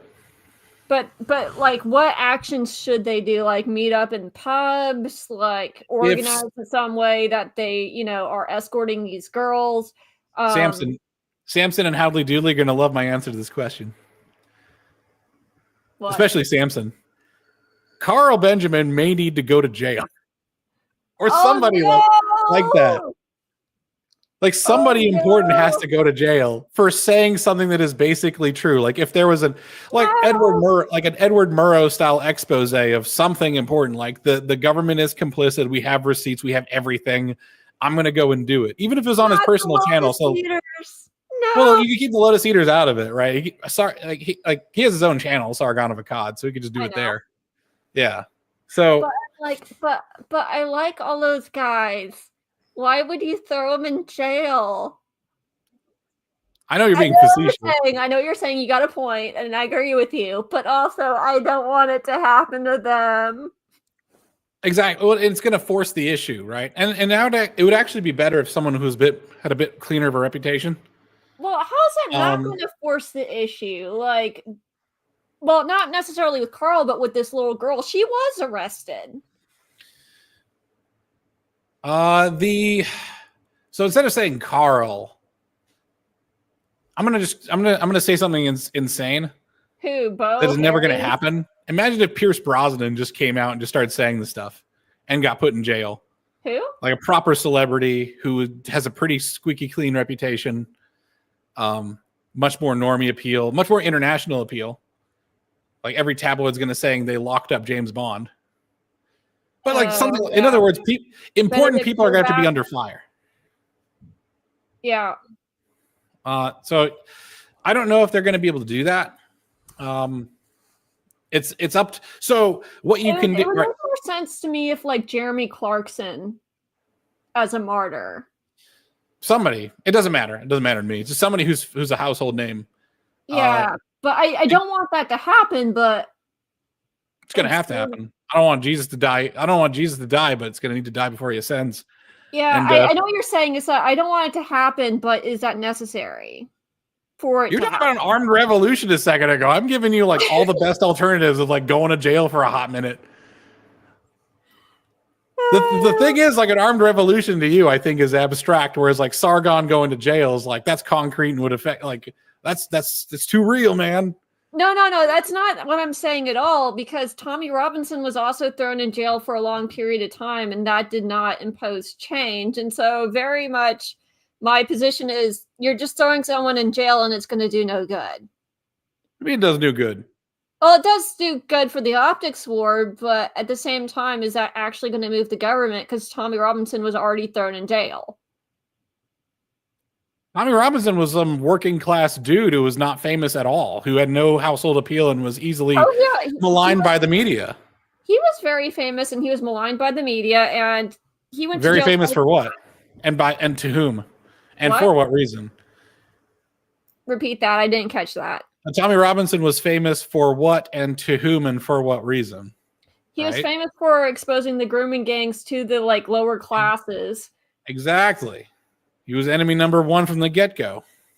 He had no foundation. His foundation was already put on the wrong side of the optics war, because that's where the optics war was fighting. What I'm saying is someone who is squeaky clean, right? You're household name. Higher class, not necessarily squeaky clean. Whatever the UK wants, right? Like whatever's effective. Remember that Jesus was a fairly well. Carl Benjamin would be a good martyr either. That's what I'm saying. It could be someone else. I don't care. Of those higher classes. Don't get stuck on the Carl Benjamin. Just what I'm saying is they need somebody important to say the truth and then get the punishment for it, so everyone can see the injustice of the situation. In other words, they need a narrative. They need a focal narrative, which is usually a person. They already have that. Do they? Who's that? If you say Tommy Robinson, I'm going to freak my ass out. I'm not going to say Tommy Robinson. Okay. I'm not saying they're having a martyr, but I'm already saying that they have the narrative. They have the narrative is like affecting the average Brit, like getting everybody up in. It's supposed. Yeah. I think that saying Jeremy Clarkson was probably the right track. Yeah, I think that would be the right household name. Everybody likes him. Rupert Lowe is probably not nearly as much of a household name as Jeremy Clarkson. Yeah. Right? What I'm saying is someone who is fairly much famous and is going to get international attention would be the right thing, right? People have to get arrested. Like that's what happens in a civil rights. This is essentially civil rights for English. So you're basically saying that you want Jeremy Clarkson to be the Martin Luther King in the jail who's going to write letters to so-and-so. Well, somebody. I don't care if it's Jeremy Clarkson, just somebody who's effective in the role. Couldn't care. I don't care if it's King Charles. I don't give a shit who it is. I think the British people would be happy if it was. Right. Yeah. So Jeremy Clarkson is the idol of most men in England. I think someone who is effective.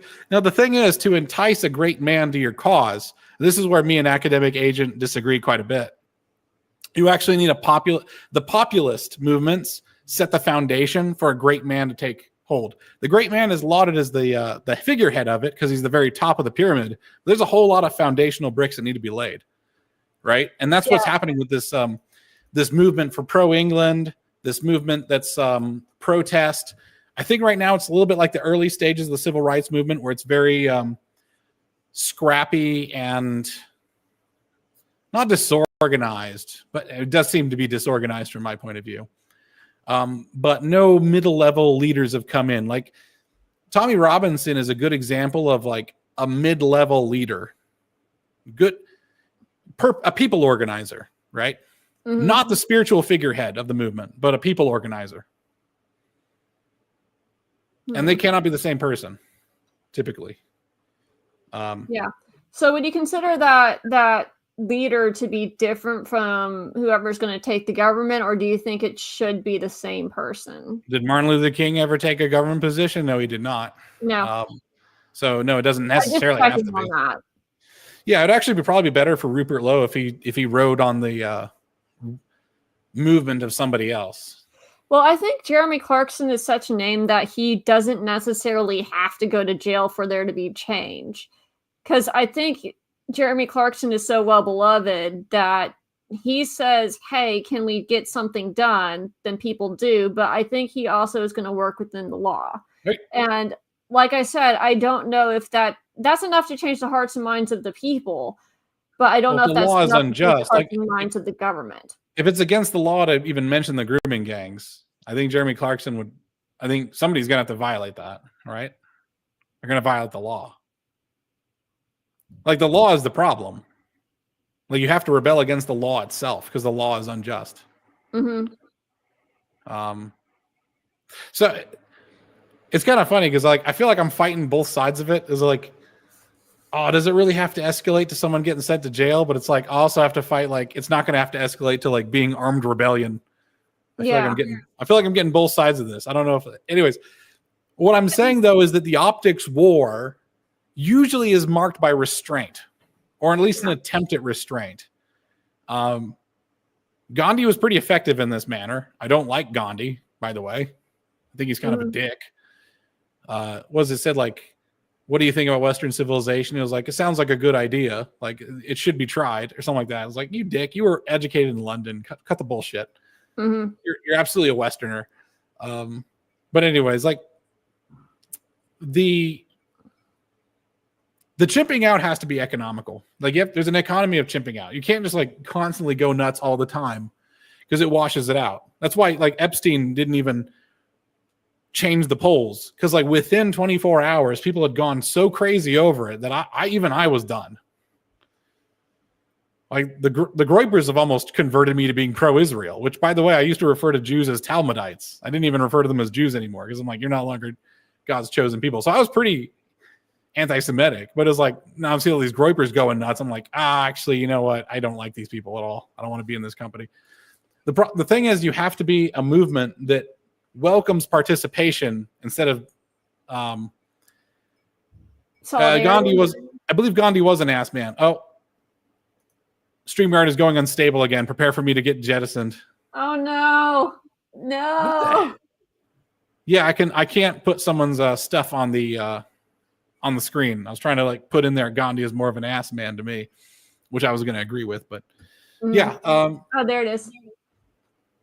Oh, there we go. Good Lord, StreamYards. I'm sorry. Anyways, yeah, dude, you pay StreamYards is expensive, but good gosh. I wish it was like a local application rather than relying on their servers, because all it is a couple of, like, was it RTMP servers to give the multiple destinations? Like, good Lord. Make it into an app and put it on my computer. I don't want to rely on your web interface.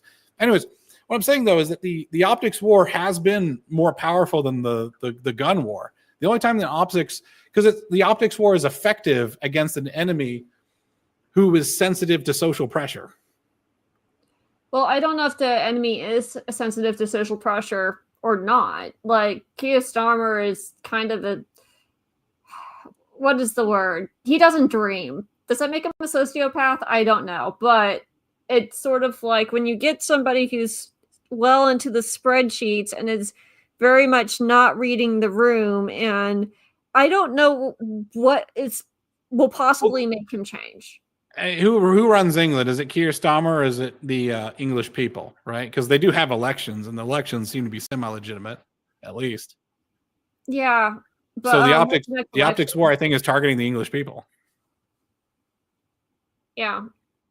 Even let's say for instance that it was a kinetic war. Let's say that Labour, would you not want the support of the English people on your side then? I'm gonna play the other side of the argument. Let's assume that a kinetic war is the only way to solve this. Would you not want to win the optics war with the English people themselves? Because if it's an armed conflict, a kinetic war, you don't want your own countrymen fighting back against you. You want some sort of unity, right? Like, what I'm saying is the optics war is important to fight whether or not it convinces Labour, right? Huh. But I wonder how much is Labour deluding themselves into thinking that if they keep supporting the migrants, that the migrants are going to fight for them if a kinetic war does happen against the British. If the British start fighting, I think the migrants are going to get stomped. Probably. Because they're a bunch of little goblins from third world countries. Probably. Like, you're not wrong. Like Alexander the Great was able to stop the entire Persian Empire by just targeting the general, like charging the general. It's a very famous story. Have you heard of that one? It's like the first battle in Persia. That Which general? I forget what his name was, which is appropriate because if you lose like a bitch, no one should know your name. But imagine a chessboard that was full of pieces on one side and had just horses and 3 pawns on the other side. Mm-hmm. Well, he targeted everyone to their king, and the king ran away, and everyone just sort of stood around not knowing what the hell to do because their leader ran away. Another famous story of third worlders, and I hate the term third worlders because it's very broad brush. Yeah. But there was is this by Fat Electrician? If you ever watch his channel, watch Fat Electrician. By the way, if you're British, he's the best view into the mindset of an American. Exactly. They're making their own parties. So yeah, they're already disloyal. Yeah, they're already disloyal to labor, which would be funny because, by the way, guys like Keir Starmer are very useful. They're very useful because they work within the bounds of what gives them power. They want power. They worship power only. So if they get abandoned by the Muslims, you can do this just like Trump did with the Republicans. He just completely took it over. Like if the English wanted to just take over labor, they probably could. Yeah. There's no other like conservatives are already dead. Yeah, I'm just kind of like mentally imagining now, like, what if the British people just kind of smacked a lot of the migrants and got them to go away without the help of the government? Because you kind of know that the British people, if they had the will, could and would do that. And they somehow managed to not get the police to step in and fight them. Because I think that's the real kicker there is there's a fear that the police will arrest the heroes who are protecting the children. That's why you have to win the optics war, I think, is because it's part of what I mean by the optics war is convincing people who are your enemies or your apathetic friends to get up. I guess it's kind of funny because the optics war is actually important to win before you can even win a kinetic war.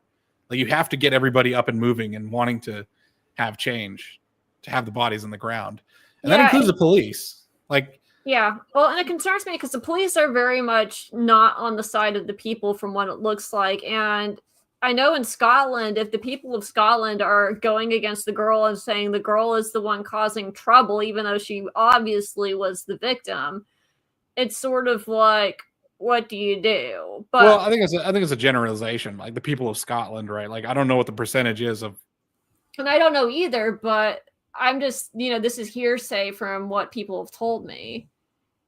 And I don't know what the situation on the ground is either. I live in America, but let's play both sides of that, right? Like let's say the Scottish girl is let's say the majority of Scots are not in support of the Scottish girl, then I would say they have the government they deserve, and I would not get involved.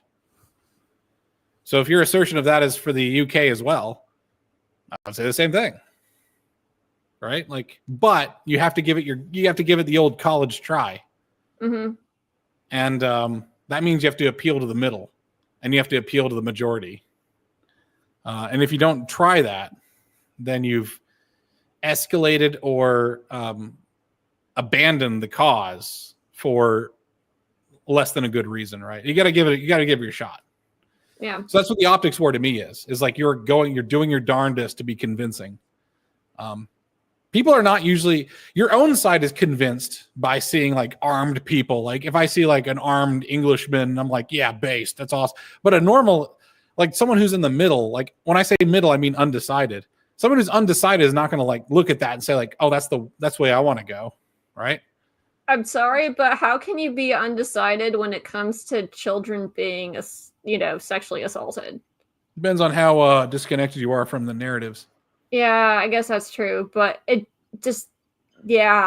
Remember, most people are just living day to day. You know what I mean? Yeah.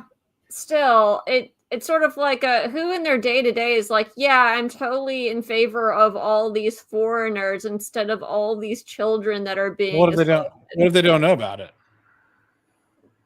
I think it's well known at this point. I don't know. Well, here's the thing. I could be wrong too. You may be right. You could be right. I'm probably right because they've propagandized on the counter side a tremendous amount. So unless you're on X, I doubt that the BBC has said fairly what's happening. I think Holly Dooley has the right answer to that. It's not your children is the answer. Oh yeah, correct. Well, I'm speaking for them. I'm talking about them, right? Yeah. So obviously, if it was my children, I'd be out there with whatever implements I need to do to make this work. But my main point is that you have to win the layers of wars, because there are multiple wars. There's a culture war, which is also known as a propaganda war. A subset of that is the information war, right? I think, like, getting information, disseminating information. Like, Alex I don't Jones, think he's your best InfoWars voice. Right. Listen here. All right. Got a lot of documentation here. There's a tremendous amount of documentation that we're under a conspiracy. All right. These are not migrant hotels. These are portals to hell. These are portals to hell. I'm going to fight that. Get back, demon. Exactly. It's pretty funny. No. The trick is to put it in the nose. You got to put the voice in your nose. If you do it in the guttural, you're going to blow your vocal cords out. This is what I do on the way to work.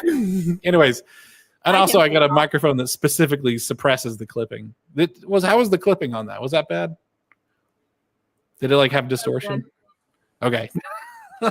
Yeah. Anyways, I gotta work on my Alex Jones. I think it'd be a lot of fun.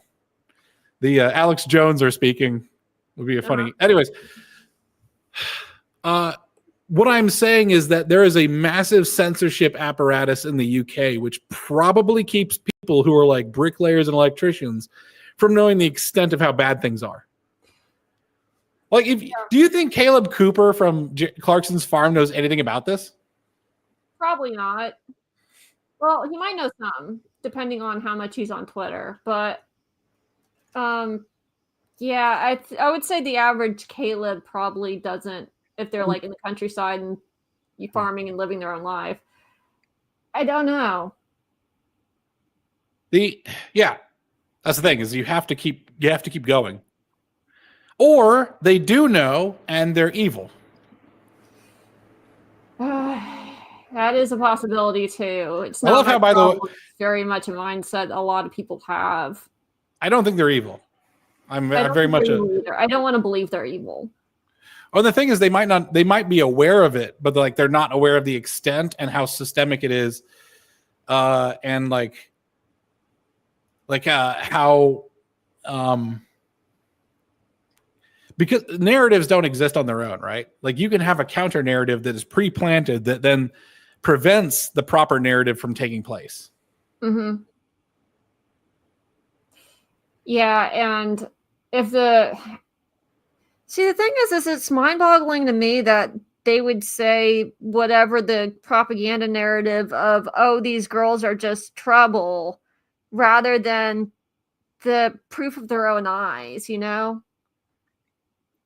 It's sort of like you look at that clip and you think, I think this is happening, and then it's confirmed, yeah, what you're seeing is totally what's happening, and then somehow people are convinced by the propaganda of the government or propaganda of whoever is talking to them that this isn't the proof of their own eyes, you know, that somehow these are troubled kids and it's somehow the victim's fault.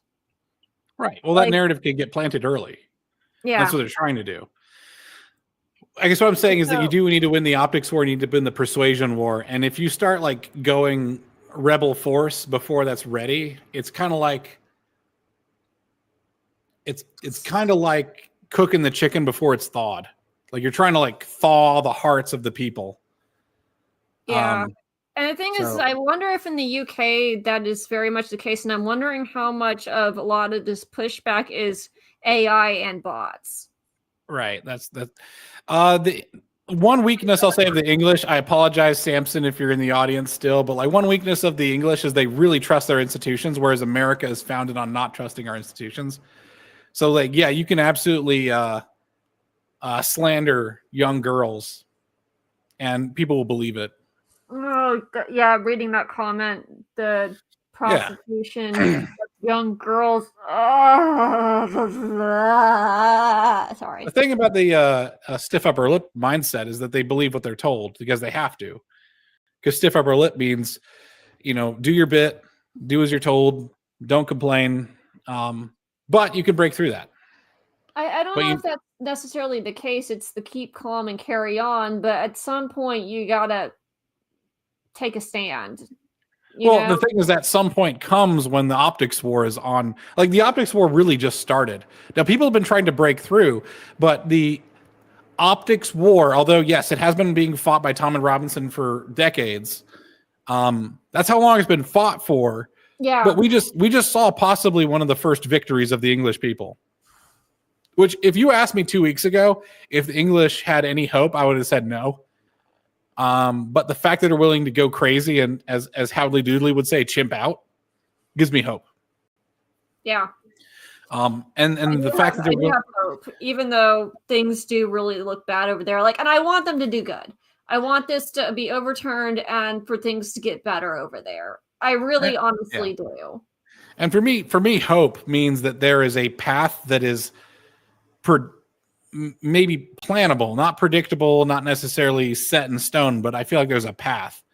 And right now, I think that the optics war is a great international winner. The good thing is the government doesn't have to agree with it. At some point, the people can force their government, and that's not through necessarily force. You also notice that the Trump win. I mean, was there an armed rebellion? Did we have to have a show of force? Every show of force that was, but it's, by the way, it's telling that the left or the deep state would use false shows of force to discredit the Trump movement, whether it was at what was that place in Virginia with the tiki torches, or if it's Patriot Front or whoever. Yeah, like the shows of force. The enemy. It's very telling that the enemy will use shows of force to discredit your movement. It's not helpful. Yeah, I agree. And problem I'm seeing is I think the UK is further along than America is, and America has managed to defuse that evil before it's really gotten bad. Well, 2016 also didn't have 2025 America to influence things. And America likes to have partners, right? Yeah. Like, I know it's like, it's not our girls, and I do agree with that, actually, but it behooves us to influence politics and then create a government that is in gratitude to America. Well, the thing is that it isn't our girls, but I'm also very upset about it. Like, how is this happening is my response, even if it isn't our girls. And that troubles me. What happens to girls all over the world, right? Yeah. So it's like these girls are different for some reason. And that reason is that we have some level of kinship to the people of the UK. And the kinship might just be that they're not that different than we are, right? Mm-hmm. And that our cultures are very similar and that we came from a British colony. Yeah, which I have some... That was one of the most controversial videos I put out, by the way, was like the collapse of the global Anglo. And I actually framed the current culture war as Puritan New Englander versus Scotch Irish. Mm. Because the Puritan New Englander is the woke. It's highly institutional. It's a direct line. We could talk to Cosmo about it sometime, but it's highly institutional. Well, first off, it's geographically located in that area. It's highly institutional in that it uses the university system, which, by the way, Harvard and Yale predate America. They're English puritanical institutions. Yeah. They use tremendous amounts of moral shame and moral obligation to coerce behavior, right? That's very Puritan. Mm-hmm. Woke is Puritan. Is that they've abandoned God and now worship whatever they're told to worship, right? Because also you could argue that they never... The minute you start to like make your own scripture and make your own rules, I think you've abandoned God. So like rules against drinking, that's fine if it's like a personal rule of yours. But if you're like, God doesn't want you to drink alcohol, it's like, well, then why did Jesus make water into wine at a wedding? Like, obviously. And he said, just don't drink until you're unhealthy. Like drink, you can drink, but as long as it isn't bad for your health. Right. So, and you are accountable to your own behavior, obviously. Yeah. So obviously drinking is part of the equation of being a Christian. So like how these Puritans would be like, we never, because by the way, the puritanical New Englander was also the main driver for abolition. And they did not mind the complete raping and sacking of the South in pursuit of that. Like, bye, Jahani. Bye, John V. Yeah. Part of the the fourth part of the woke is that they will use a moral cause to do whatever it takes to accomplish it. So abolition was one of them. Prohibition is actually an even better example. Mm-hmm. That was batshit. Yeah. So the woke does the same thing. The woke is pretty much, we have high moral standards that we came up with yesterday, and everyone has to follow them or you're a bad person. Yeah, it does seem accurate, but also the whole warping of like the entire like what would you even call that? It's a warping of something and you don't even know what it is because it's not Christianity. It's so far derived from that. It's some moral. It's moral. In that video I had, it's the moral Tower of Babel. Yeah. Which is why like the Anglos have a lot of trouble with this, is that they do create moral systems that are kind of in excess. Oh, Samson's leaving. Have fun at Harry's concert. Sorry, I can't go. One of the examples I also use for the English is that they brag about how they had to, educate these poor ignorant Americans about having integrated barracks and integrated mess halls with their own black soldiers, right?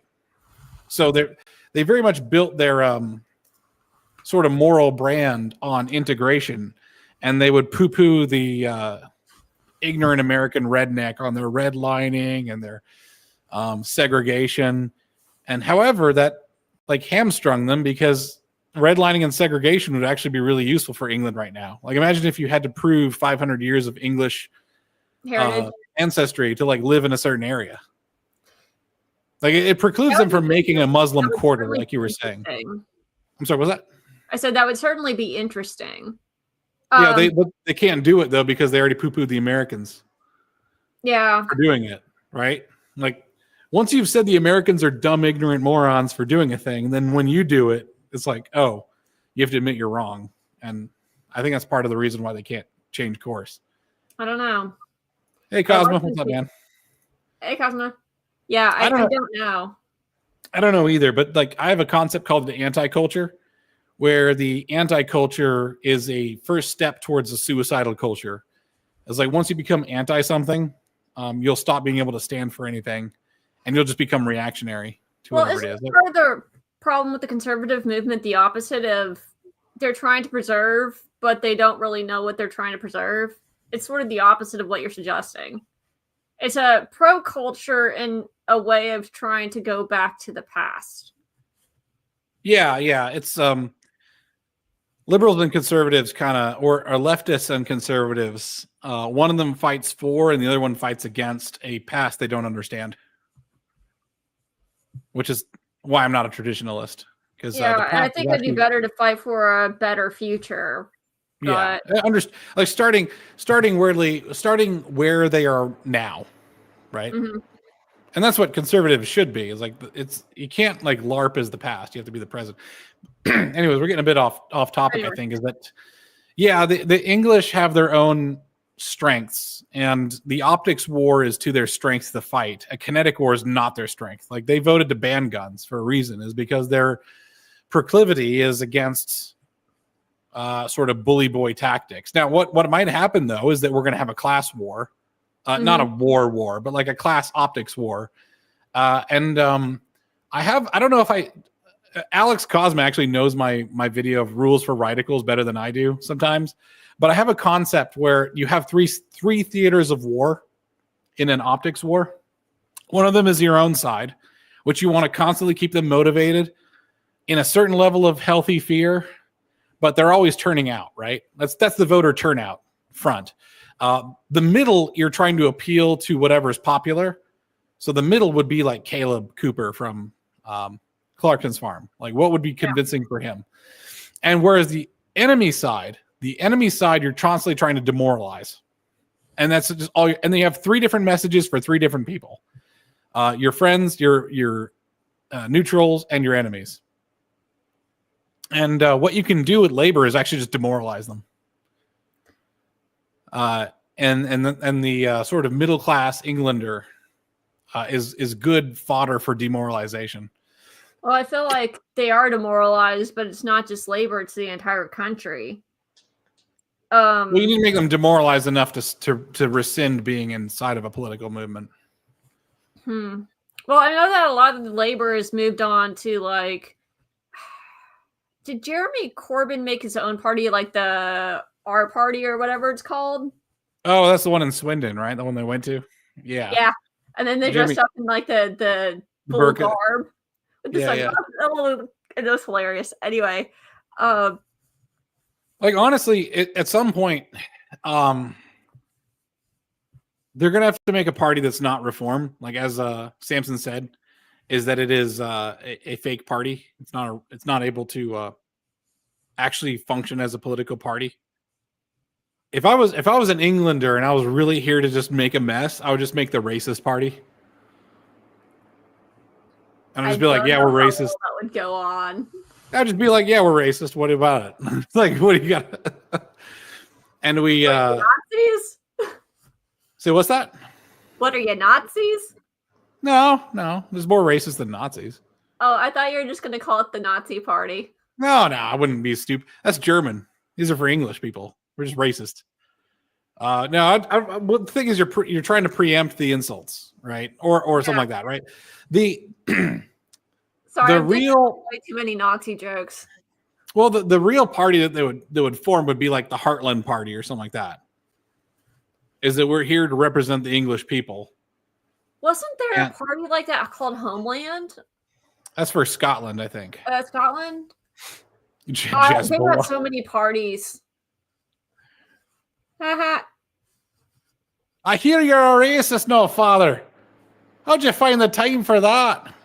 It's true.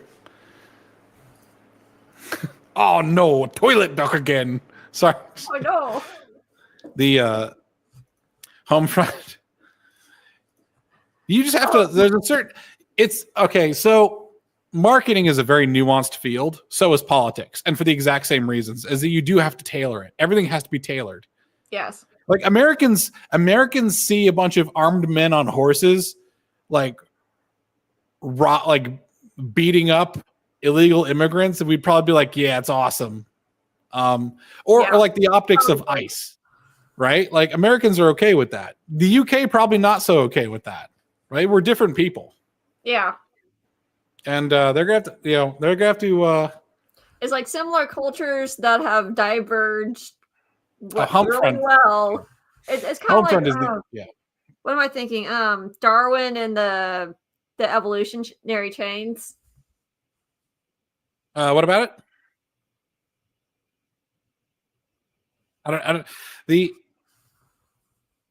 What are you talking about? Evolutionary chains? Are you still there? Yeah, I'm still here. I'm talking about like the cultures have diverged so much. It's kind of like Darwin and the evolutionary chains, where it's sort of like. Oh yeah, no, it's absolutely obvious that Americans are not Anglos anymore, and that's one of the points of that video that I made, which was one of the most liked and hated videos I've ever made. It was the collapse of the global Anglo. Because it's like every Anglo colony except for America is doing the exact same thing, but America is not. They still got some of that DNA in them if they could bring it out a little bit. I don't know if they can or will or what that looks like. And I feel like a lot of the Anglo that you're referring to of the optics war and stuff is sort of like more of the upper class. But even then, they have their adventures. They have I'm going to go to this forest in the middle of nowhere and I'm going to speak with all the natives, tally ho, like they do have that within them. I don't think that's gone. I'm going to argue against that and say that I think everyone that felt that way has already left. Because a mass I don't know. Where's Miles? Miles is one dude, though. I know he's one dude, but he's one dude in the culture of a lot of people that are like him, I would hope. I don't know.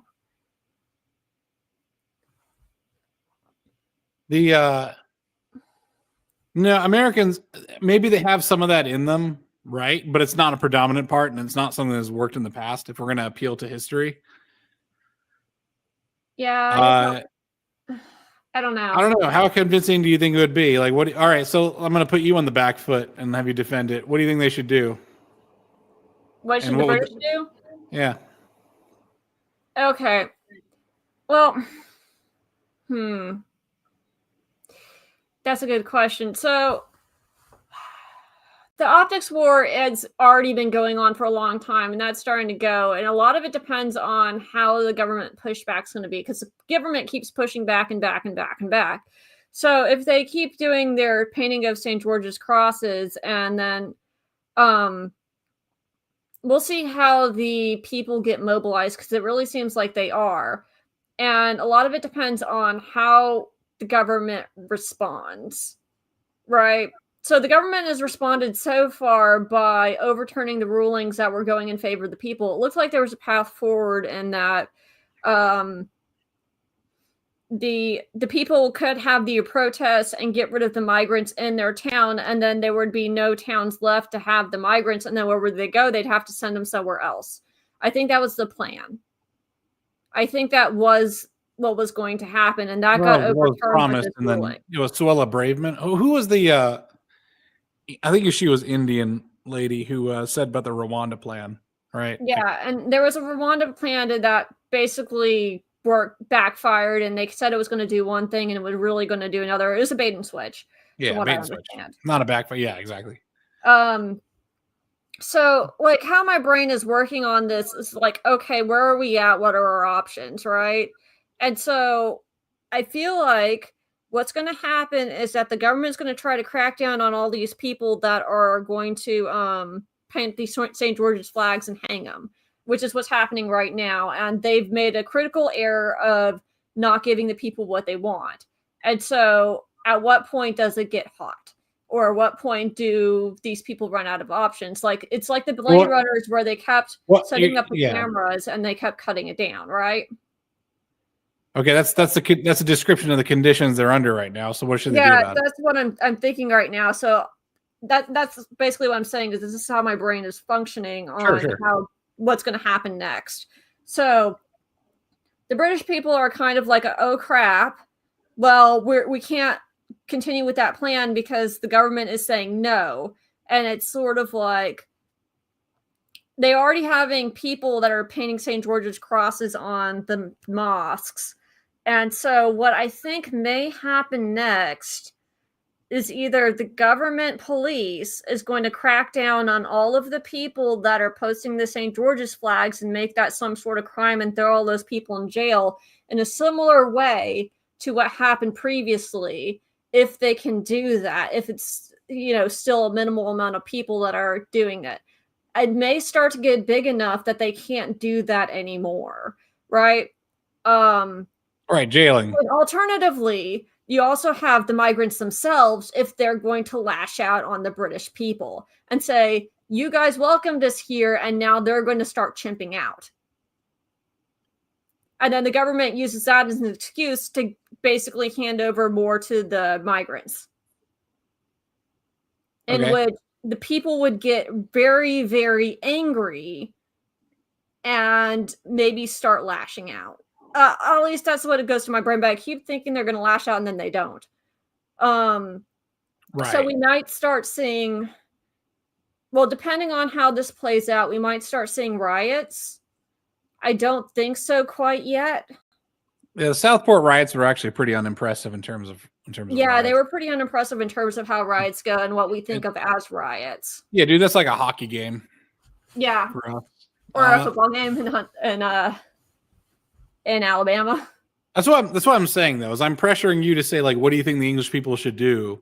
Yeah. And see, I'm not thinking about it in terms of what they should do, but rather a consequence of what is going to happen.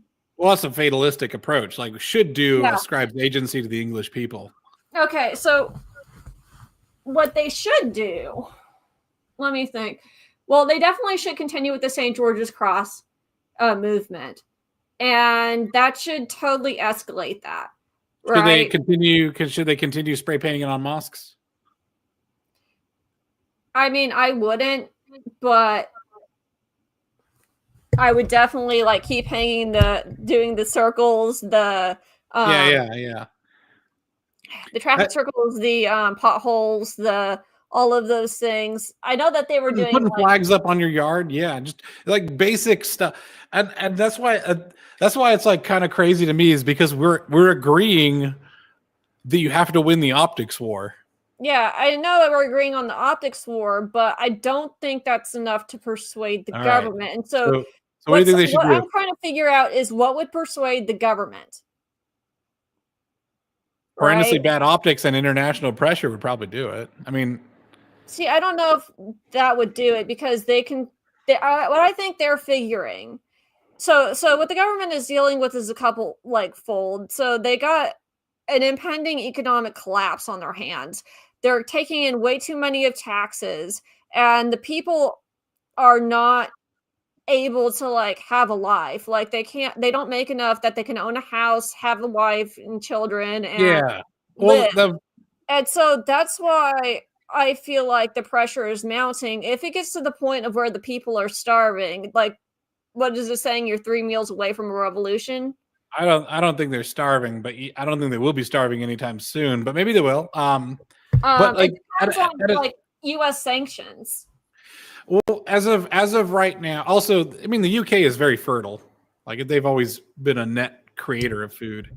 But, yeah, but also they have what's happening to the farms. You know, they put all the inheritance taxes on the freaking farmers, in which they can't afford to pay after they've inherited the land, and so they have to sell the land. And who are they selling to? Foreign powers.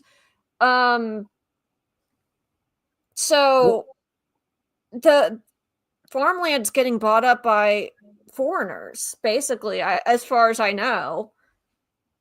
Like, yeah, so we got to at some point get to the part where, like, what should the British people do? Yeah, and I feel like, see, the thing is what they should do is very different from what I think is going to happen. And what I think is going to happen is that they're going to snap.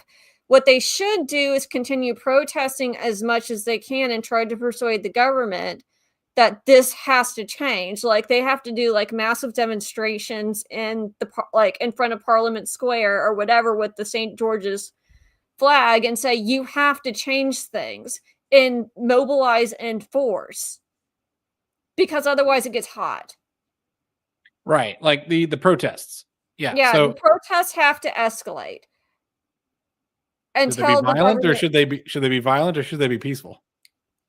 I would say peaceful until there's no other option. What is the no other option point? Starvation. Okay, well, that's kind of like that's pretty far. I know that's pretty far, but okay. Well, let me put it this way. I'm going to rephrase what you said. Violence is not acceptable until you're starving.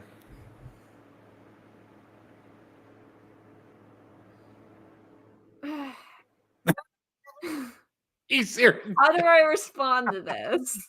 I am forcing you to agree with me because I am right, and I'm going to push you to the extent of your thinking until you realize what you're asking for.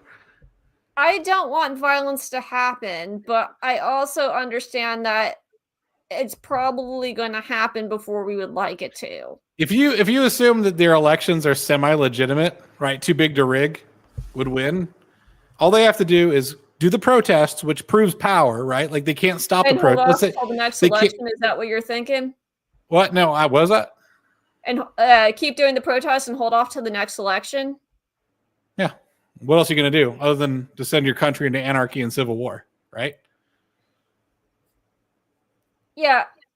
And theoretically, that would probably be the best option. I just don't think that's going to happen. And I could be wrong. I've been wrong about a lot of things. Yeah, I'm not making bets on the lives of the English people. Yeah, I'm giving them the best. I'm giving them the best option that is actionable and not catastrophic for their livelihood. Yeah, right? See, I think if you say like is, right, well, and you're arguing with what you want to happen, and I'm arguing of what I think is probably going to happen. I'm arguing on what should happen before it gets to the point where you seem to be fatalistic about it. Yeah, and the thing is that tensions are so high right now, something's got to give. So the government has to give. And I don't think they're going to. And I think what they're going to do. Okay, if you don't think they're going to, but punishment. what I'm strong arguing you into agreeing with is that my actions until that point are the proper actions. Because I keep saying, like, you should do it peacefully. You should have good optics. You should appeal to the people. You should get the election, have an election. You should try to win the election, make a party that's proper and sticks up for the English people. And you're kind of like skipping past that point. Yeah. Which is fine if you think that's what's happening. But I'm not basing what I... Yeah, you have a more optimistic view of what I think is going to happen. And that would be nice. That would be nice if the people could hold out till the next election. Here's one of the first problems. Who are they going to vote in? They need to start having their own party. Well, first off, Rupert Lowe. Yeah, Rupert Lowe, of course, but he's a one man. He's got to have an entire backing behind him. They've got to build. Agreed. And so why is that not in your realm of possibility then? Because I feel like where it goes on the timeline, that would have been great 2 or 3 years ago. Do you think they have 2 or 3 years more left to get that all together? Or do you think starvation and mass? I would like them to mobilize and get the people together, and that would be great for a next election. But tensions are so high right now. When I say so high right now, I'm thinking of the timeline. Okay. Is can we get to that point? You have to try. I think you have to try. Yeah. You should try to build the ark before even though the flood is happening. You should try your best to build the ark, even though you don't know when the flood's coming. Yeah. That's what I'm saying is that So I think what you're saying, it's nice to build the ark before the flood happens so you can get on the ark and right. I'm saying, is it too late to build the ark at this point? Yeah, you're Denethor right now. I'm trying not to be Denethor. You're super Denethor right now. You're super. I focus on what's actionable and good in the deep. I am focusing on what's actionable and good in the now versus what I think is going to happen. And if you think what's going to happen is hopelessness, then there is no actionable and good, right? No, it's just hopelessness. And good. What it looks like is King Theoden and Helm's Deep. This is more like, I mean, by the way, Lord of the Rings posting is like a hot thing. Like everything's Lord of the Rings. This is more of like Aragorn trying to like tell Theoden to wake up. Like Gandalf getting Theoden to wake up. Yeah. Because it is their own peoples. Like their own people are the ones that have brought in the wildlings that are like attacking the towns, right? Yeah. You have to cohere. You have to have a coherent identity, like English people. But that means that you have to win an optics war. Okay, assuming they have the time and that things are not about to blow up. Assuming that they have the time to turn this ship around, how would the British people do it? Okay. How would you do it? You didn't watch Lord of the Rings? Go do that. Go do that soon. It's on Amazon Prime. I think they actually have the extended editions. Oh my God, how have you not watched Lord of the Rings? It's great. Yeah, okay, yeah. Exactly. Okay, I need to watch Lord of the Rings with you. Anyway, so if they had the time, and I felt like they had the time, how they would turn the ship around is, spearheading a movement with Rupert Lowe and Ben Habib, which is already sort of started, but I don't think it's big enough. It's going to take several years to build it up to, check the people and make sure that they're legitimate and not, wolves in sheep's clothing that are going to sabotage the movement from within. And then build out a party or a coalition of parties that are going to move the Overton window. They are already doing that. That is already in process. It's just a matter of how much time do you have to convince people. So they got to have that movement going. They have to have the volunteers knocking on doors and saying, hey, this is our new party. They have to build out that framework. You should. And the thing is, they have a model of this working, and that's America. Yeah. Right. And if you, by the way, if you think that things are going to go to the unthinkable and unspeakable escalation, then all this is moot. That's the thing, as I'm saying, is that like you have to pretend, you have to have faith that things are going to be good And it's okay to have a backup plan, but there is no backup plan for when things go bad. It's just everybody chimps, like massive what I'm saying is that you need to hold it in until then. Like what I'm saying is I'm like Braveheart, like right, I'm on there like hold, like do not go nuts just yet. Yeah. We might win.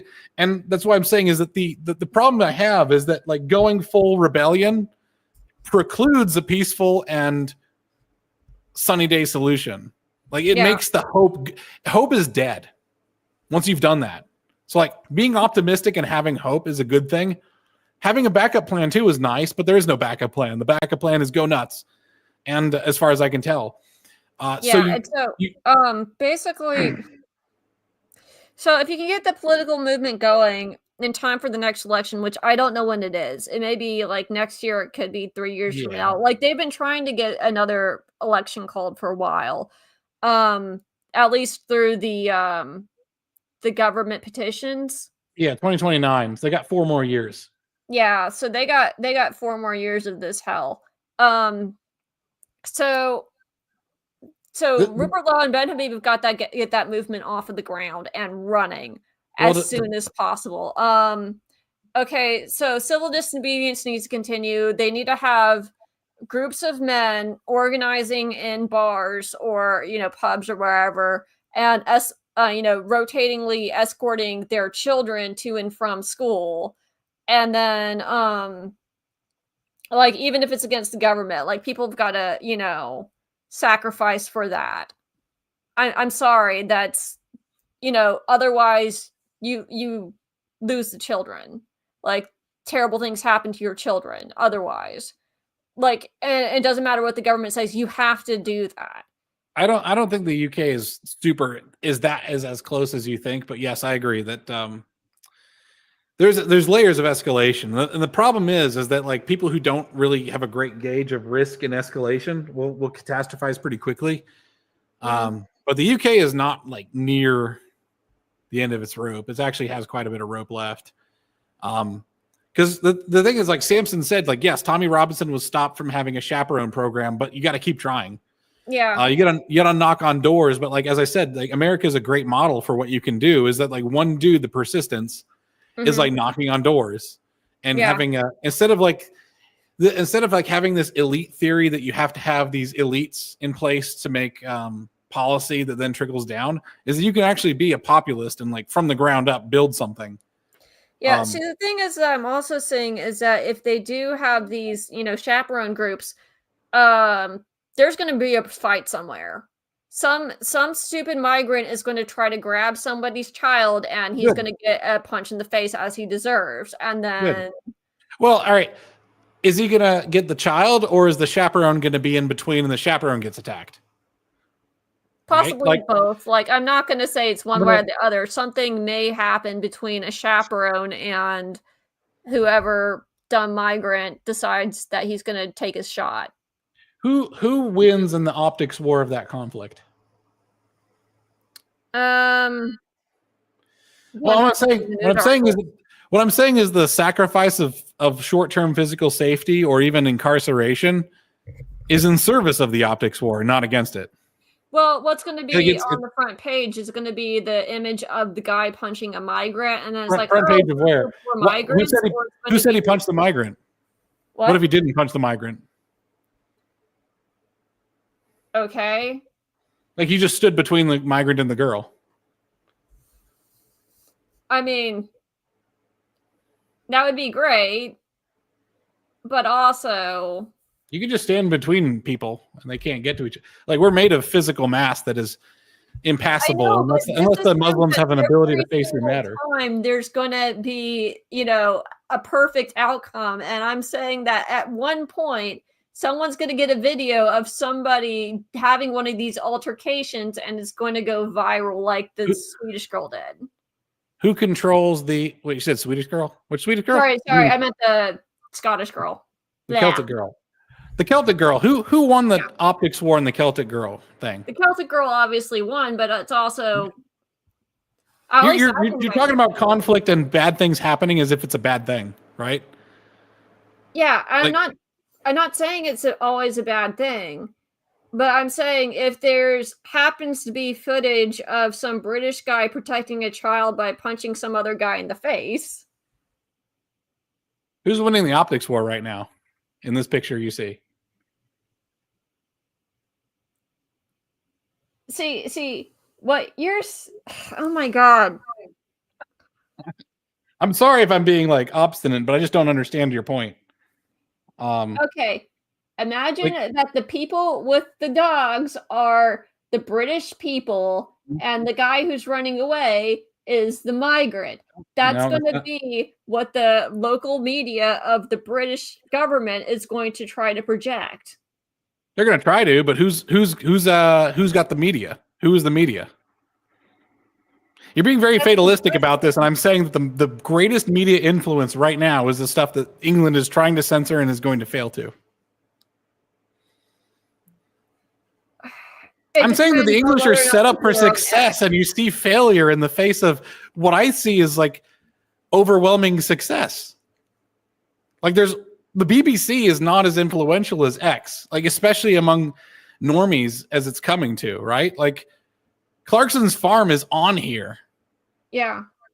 Like the average person is on here. Who owns the media? And this is a good reason to be on your best behavior. How is the BBC going to spin a migrant punching a white guy in the... Because I'm saying lock arms. Because locking arms is inherently a pacifistic stance. And like... It's another... By the way, it's another thing of the Antifa umbrellas. There's a reason why Antifa has the umbrellas, right? Do you know why they have the umbrellas? No. I'm going to try to get a good picture of it. But also, I don't like Antifa. Screw Antifa. Anyway. I don't even like Antifa, but their tactics are pretty good in some respects. And you have to be able to understand the virtue of your enemy if you want to learn. You know what I mean? I don't know about that. We're going to agree to disagree. So the umbrellas are... So what they do is they take umbrellas and they put it in your face. They like put it in front of you. Mm-hmm. And the purpose of that is that it's a barrier that requires force to tear down. Like if a bunch of Englishmen in suits sit there with umbrellas and actually hold it between the migrants and the girls, you're just going to have a bunch of pictures of migrants tearing at the umbrellas. Mm-hmm. There's no punch needs to be had. There, but like I said... You need to understand the left wins the optics war historically. So why not look at how they won? It's not even deceptive. Like it's just they paraded a bunch of like scrawny black dudes in front of the cops and then let the cops do what the cops do. Right? So what I'm saying is that it's so easy to be the Englishman as this guy right here. I didn't even notice that his pants were torn open and you can see his bloomers there. That's incredible. Mm-hmm. It's not that hard it's not hard to trick Muslims into being brutal. You're correct, but it's and take photos of it. It's also easy for somebody to screw up and not to be the new poster boy. You need to be disciplined. Yeah. It's like you can't mess up once. You have to be... Exactly. You have to be well behaved, which is why the chimping out is absolutely stupid. So I think that you've just sort of like supported what I'm saying is that the chimping out is absolutely crazy and you shouldn't do it until it's absolutely necessary, the very end, last resort. You have to win the optics war. You have to be peaceful. You have to be civilized. Right? Like, all of these people are in suits. This is how you win. And by the way, this is as fake and gay as the current protest, but it's like, because they all have the same signs. It was obviously printed out. Yeah. But the thing is, this is back when the left knew how to do optics. And the English would be even better at optics than this, as I'm saying, because they're at an advantage. Yeah, and I agree with you. To resort to violence before it's absolutely necessary is suicidal and going to just get English killed and destroy their movement before it's even started. Well, this is what I'm saying, though, Howdly Dooley, is I'm saying that you can stop it and then turn the men who stop that into martyrs for the cause. Like having the chaperones. I don't care if they made it illegal or whatever for Tommy Robinson chaperones. Just do it. Don't organize. Just go over. You're wearing suits. You're looking nice. You're like, hi, my name is I don't know. Think of English name. My name is like Thurston Cumberbatch, and I'm here to escort you home if you young ladies would like that. He has his umbrella. He's got his suit, and he stands between the girls and the migrants, and he has a photographer that's just waiting for him to get attacked by the migrant. Yeah. Why are you so? Oh my gosh. Do you have a? I'm going to move on. If you have got 5 minutes to give me a rebuttal of any sort before we move on. I feel like if I give you a rebuttal, it's not going to be enough. What more do you want from me? It's like I'm doing everything. What more do you want from me? The thing is, I agree with you on a lot of this. The thing is that you're just giving up immediately and saying we have to resort to the worst possible outcome. I'm not saying resort to violence. Labor is ultimately powerful. The BBC is ultimately powerful. We can't get good optics. Something's going to go wrong. And what I'm saying is the opposite's true. That is not what I'm saying at all. I'm not saying I'm not saying that everything is doom and gloom. Okay. I understand that, but it's coming off that way. Oh my God. You're catastrophizing what I'm saying. You wanted armed rebellion. You wanted like a physical threat. They had to shoot the guns. I'm just saying that they had to have the force behind them, and guns are basically optical poison. They are optics poison. Do you see a gun in here? Have you ever seen a civil rights picture where someone's holding a gun and it wasn't tremendously damaging to their movement? This is money right here. This is money to the movement. You could absolutely get Muslim men like catcalling girls. What I'm saying is the guns power dynamics aren't working the way you think it does, is my main point. Until you degrade. Like right now we're at a higher plane of war where it's information war and it's optics war and it's persuasion war. Like down below that is the actual kinetic war, where kinetic war includes the threat. Okay, here's my point. The ultimate point is to get the government to start doing what the people need done, right? Which is to start sending all the migrants back home and protect the children. How do you get there? You make the government change, and the thing is I don't know how to do it because all of the things that you're listing out have already been tried over and over again, and tensions are very, very high. Where's the English march where people are getting arrested and dogs sicked on them? Where's the English male chaperones who are being attacked by Muslim men for protecting girls? Like, we've just begun. Where is that? Back to Tommy Robinson again. Yeah, where's Tommy Robinson was like a while ago, right? Like, all right, where's the picture of Tommy Robinson? I'm gonna look it up. Well, also Tommy Robinson was easily maligned. Like things are different now, obviously. So let me see. I'm gonna unshare my screen so I can look in safety.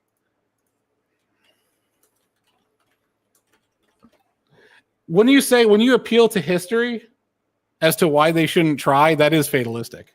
You do realize that, right?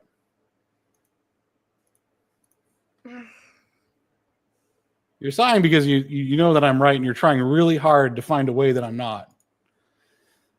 This is not well behaved. See how there's this, the veins in his head, and then there's this. Who is who in this picture? My argument is Tommy Robinson and a lot of these early guys are actually tremendously bad examples. Like they've been doing it badly. Like the optics are bad.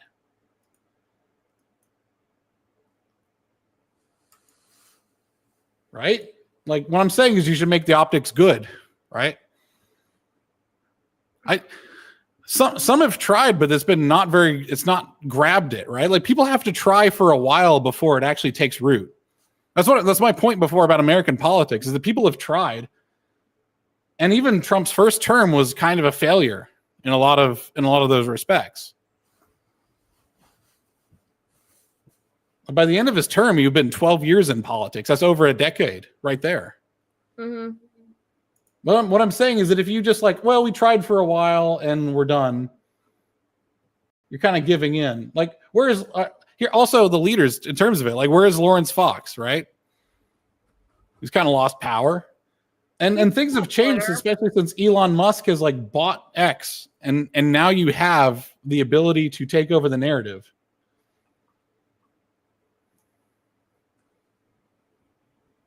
And the thing is that you're doing all this and it feels like you're proving my point, which is that the government is also trying to fight the optics war and is winning in some fronts. Like they're not winning. So my argument is that the people should start fighting the optics war properly. No, they haven't. They've been looking really stupid. Yeah, they've been fighting it and looking really stupid. Yeah, Southport riots. They've been fighting it poorly. And what I'm saying is you should fight it better. It's as if you like argue against a kinetic war of guns, but like the tactics were stupid.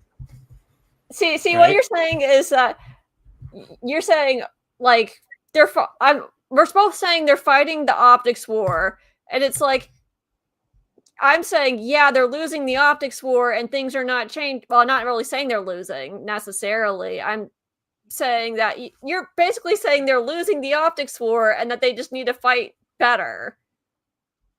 Yeah, they actually have X on their side now. They have the American government too, like in JD Vance on their side. That's a change of circumstance. Would you not think that maybe they should try to fight again with the changing of circumstance? They have Rupert Lowe as well. They're doing the St. George's Crosses, and they've been fighting the optics war for a while, and they've been apparently. All right, we got to stop talking about the For the While. We got to stop talking about the For the While thing because either circumstances are different, and this is a new chance, or they've been fighting for a while and failing up until now, and it's not working out. Right? Assuming that they've been fighting for a while and failing up until now. Yeah, because they didn't have like Elon Musk, JD Vance, and the United States government sympathetic to them. Like the Revolutionary War for the Americas changed when France supported us. I don't understand.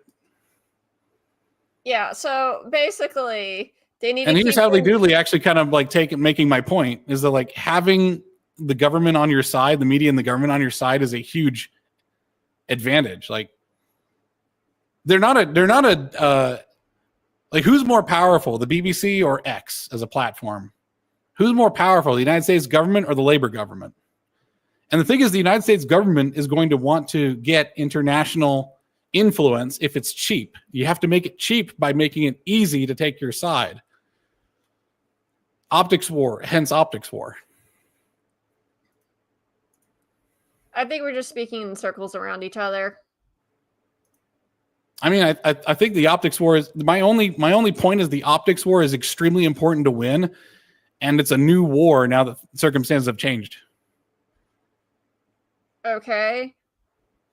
And I agree with you that best case scenario, optics war wins and that the government will actually cater to what the people want. And I half convinced that a lot of people in labor are stupid and they're going to continue going down the cliff. They go down the cliff. The Democrats went down the cliff too, and they used to be absolutely powerful.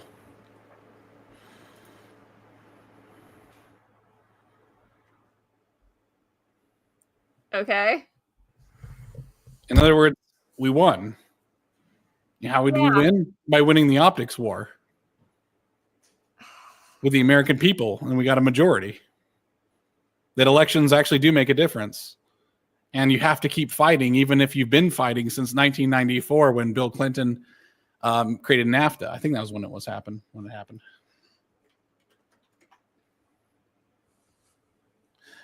I know you consider me optimistic.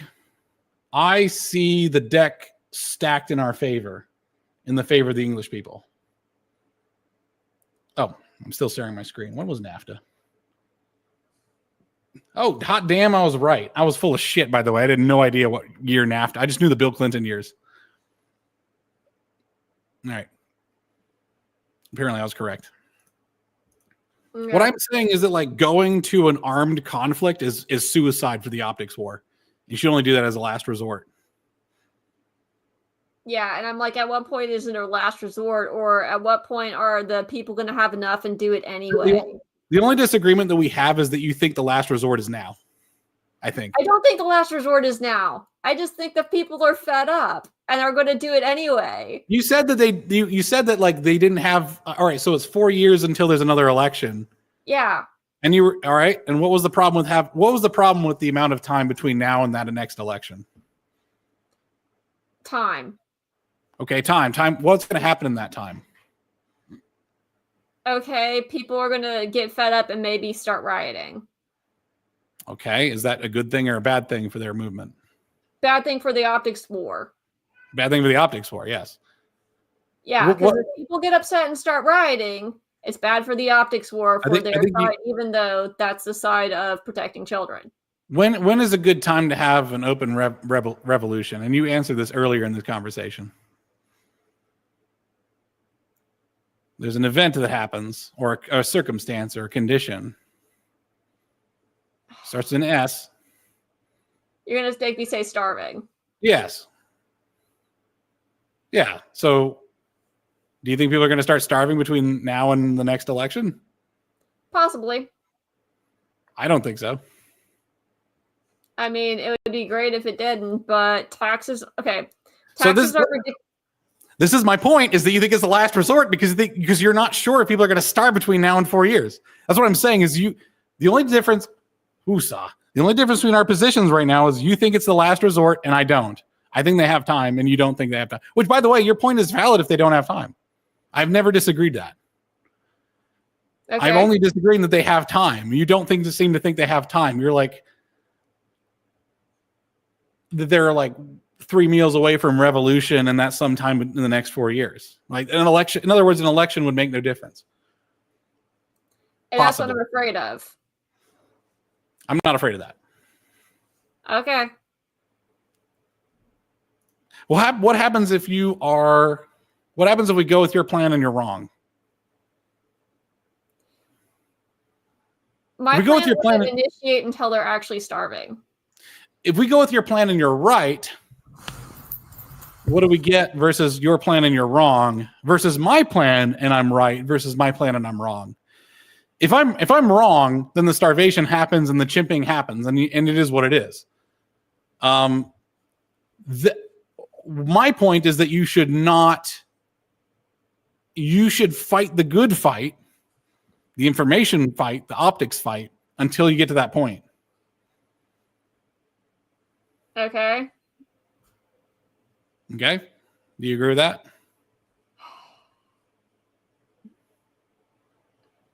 Should, yes. Will, different story. That's all I'm arguing is should. Okay. It's up to them if they're going to like preemptively chimp out and screw themselves over. I think would it be a mistake to go nuts before that time?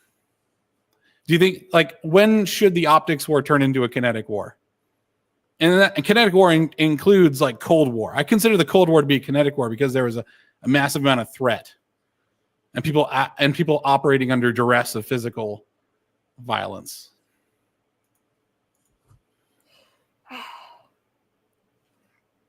The thing is that, like, from what I understand, living in Britain right now is already kind of hellish and the people have no future. And when they feel that way, then I feel like starvation, it's escalating. You feel like it?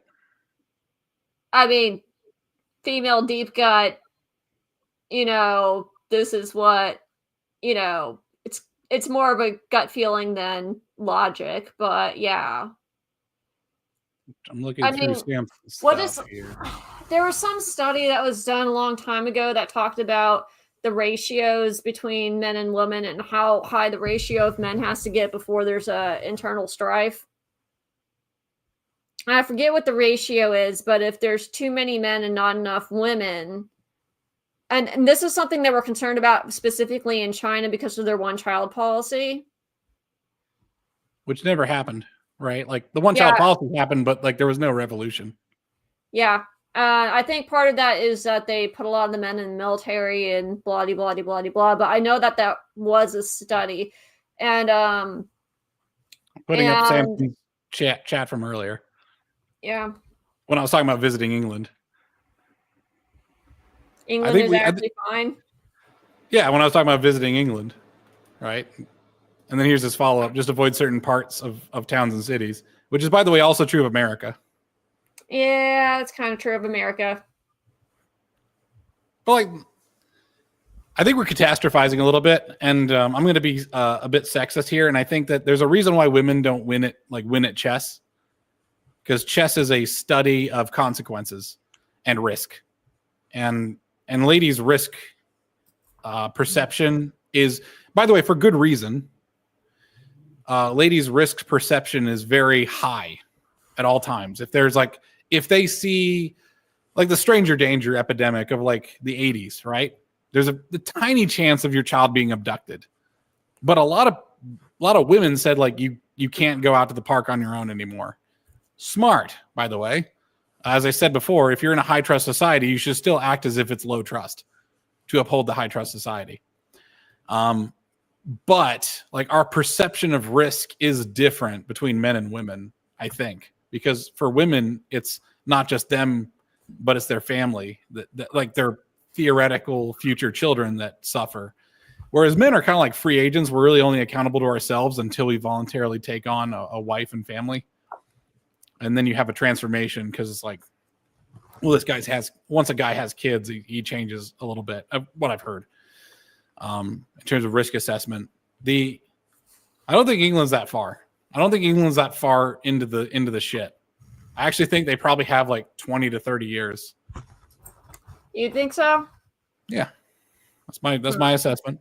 And the thing is, if they start starving tomorrow, I would say today you need to win the optics war. Up until that point, so at this point, it's just a perception of risk, I think, is where our disagreement is. Yeah, that may be the case because basically a lot of my assessments are like things like the starving thing is I hear constant complaints about how high the taxes are, how much it costs to ride the train, how much like the houses are compared to their salaries. These are complaints I've heard for years. Yeah, and the inheritance tax that Howley Dooley brings up the inheritance tax here.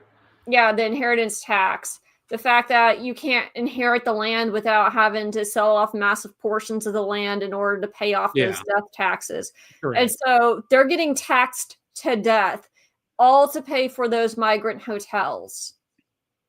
And so it's sort of like they're on a knife's edge of, can we actually survive? Are we going to starve? Are we making enough money? The government is putting all that money into a black hole. And apparently I know that Rory was talking about on X how he was constantly getting videos in his YouTube feed about how there's an impending economic collapse. That's why I was like, that's why I think it's a lot farther along. And I don't know. I honestly don't know. Maybe you're right. Maybe they have 30 years and they can turn this ship around. God willing, they can. Right. And the thing is, economic collapse is not the same as starvation, right? Like America had an economic collapse in the 70s. Yeah. And I mean, we had one in 2008 with the housing crash. You absolutely. What I think is, so by the way, I'm not against, all right, so this is where I start Fed posting. I'm not against a kinetic war. I'll just make sure that it's optically correct. I play both Martin Luther King and Malcolm X in this situation where it's like, hopefully this doesn't get me banned on any platforms, but I'm just going to say it. It's like, what I would do is I would weld the doors shut in a migrant hotel and then and just put some shoddy electronics in there that would cause a fire. So it's complete plausible deniability. Like, but if you go through and if you start spray painting St. George's Cross and then burn it down, it's like, no. There needs to be doubt. Like, you cannot claim this. You need to pack in the patriotism. The patriotism should be very positive. Like painting sidewalks, painting traffic circles. Mm-hmm. I think defacing mosques is actually a big mistake. I do agree with that. I think that is a big mistake. That's why I didn't want to be like, That's what the thing is. But when I ask a question, I just want an honest answer. I don't have a particular answer in mind of what's the right answer. But like I ask pointed questions like that to be like, we gotta cross a bridge, right? And I think it's the fuck around portion of the Groyper movement, and I think they're gonna find out. So and it's gonna be heartbreaking because I wouldn't want to be the guy who defaces a mosque and then it results in the death of children. Yeah. As a reprisal. I agree. Like, I don't want that to happen, but the thing is that I really feel like that their government isn't going to act until they fear the British people. Yeah, they can fear the well. You need the. That's what I'm saying is you do. We agree. I think we agree. Is that what I'm saying is the optics war is how you win the British people to be a unified movement against this. So you're thinking of the optics war as really a movement to unify the people rather than. It's all three fronts. It's your own front. It's your own self. It's the middle who's uninformed normies, and it's the enemy when you want to demoralize them. It's all three of those. Yeah, I agree with that. Like, yeah. And it's getting harder and harder to do a lot of that stuff with how their surveillance state. Because I know that they got the Blade Runners that are trying to destroy all the cameras everywhere in London. Yeah, that is definitely a thing the government is trying to mobilize, and it feels like the government is trying to get ahead of a lot of this stuff and cut out the British people out from under their feet so they can't do these things. It's sort of like, even like with the Tommy Robinson and all of the optics that came from that, which you were saying look bad. Yeah. I feel like a lot of that is the government has been really good about getting ahead of this stuff and undercutting the people to prevent it from happening. There's another comment from Howley Doodley. By the way, Howley Doodley, I don't pull stuff in chronologically. I try to internalize your comments and then just pull them out when they're the most relevant to get the most impact out of them. But like, yes, my answer to this concern is to get more people involved in citizen journalism. Like the X account Basil the Great is a great aggregator. Charlie Vetch is a great YouTuber who actually goes on the scene. America has a lot of this, and it was actually called the Riot Squad, right? It was Elijah Schaefer. Somebody named McGinnis. It was Katie Daviscourt. And a few other people, right? But they were the ones who would be at the riots at the time, showing you what's happening on the ground. And that's what I keep saying is, like, if you want to win the optics war, the peace war, you want to win the war before the war. What I'm saying is win the war before the war starts.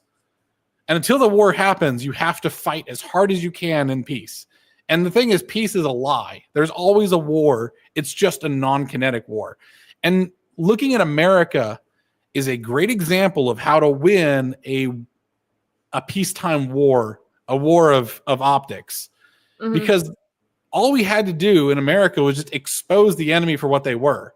Like, it would be amazing if there was an undercover Muslim and he was just posing, he was a Muslim convert, like allegedly, right? Circumcision, the whole 9 yards, right? Yeah. And he just wears a wire and a hidden camera and has conversations with Muslims and like people who came to this country. And that's it. Because that's exactly what Libs of TikTok more or less does. She aggregates. She doesn't actually go out in the field. Yeah, but she just kind of posts TikTok videos that people are posting themselves. To me, the reason why I'm optimistic is all it would take to win Britain is a persistence, right? That guy. A James O'Keefe, and they already have a Lotus Eaters, actually. Yeah, they already have Lotus Eaters. Because once it breaks news, the Lotus Eaters can report on it. Yeah. Like once it breaks but you need some people who are going to break news. And yes, some of these journalists might go to jail, and some of them should keep really good OPSEC. Like if the way they got this footage online was they would like record it, put it on an SD card, and send it to France or send it to America to get uploaded by somebody, that's fine. Mm-hmm. Like have like ultimate OPSEC. But yeah, they don't actually need that much to win this war. It's like the Muslims almost win the war for you because they're so barbaric. Yeah, and the thing is that it's such a losing issue. Like it's so disgusting what they're doing. It's sort of like, yeah. Of course, the British people have the moral high ground. They want to protect their children from sexual assault. Yeah, they got the moral high ground. How can you even argue against that? Like, it boggles my mind. Correct. Like, J.D. Vance and Donald Trump be saying Donald Trump be there like, it's absolutely disgusting what I'm seeing. I can't believe it. Here in the free world, I can't. Some people said that the left is the worst people in the world. I'd say that the worst people in the world is the UK government, the Labour government, Yeah. I'll call them the slave labor government because of all their taxes. It's terrible, and then he'd go on about his golf course. But like, yeah, it would be pretty easy to like completely embarrass the UK from an international point of view, but also have these exposés that are like, because I don't know, you need a face, right? Yeah. Like that's you need a face of the lying BBC journalist. Isn't that like James Owen or whatever his name is? Oh, I don't know, James Owen. I'll look him up. Who is there's a couple of different ones that they occasionally mention. There's Owens, and then there's the one girl who's literally a communist.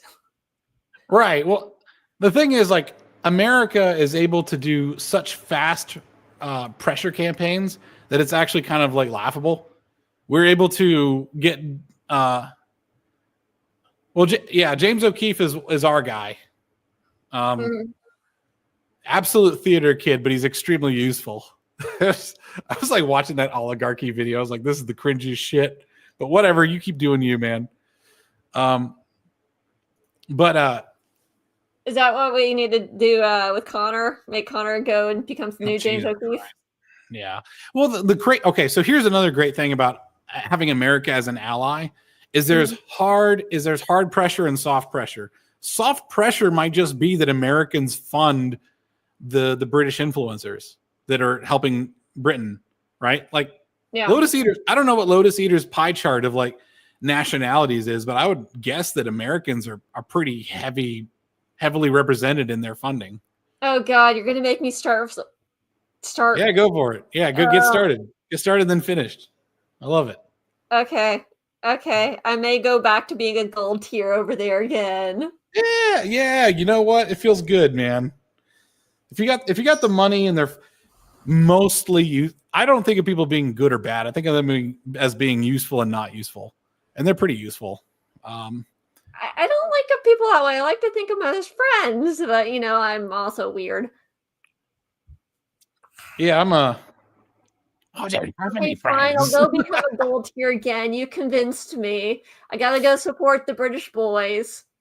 Yeah. It's all good. It's all good. Yeah, absolutely. Yeah, the Americans probably keep Lotus Eaters afloat. Probably. Yes. Even if damn. Since day one. Don't like us sometimes. I was not on day one. I wish I was.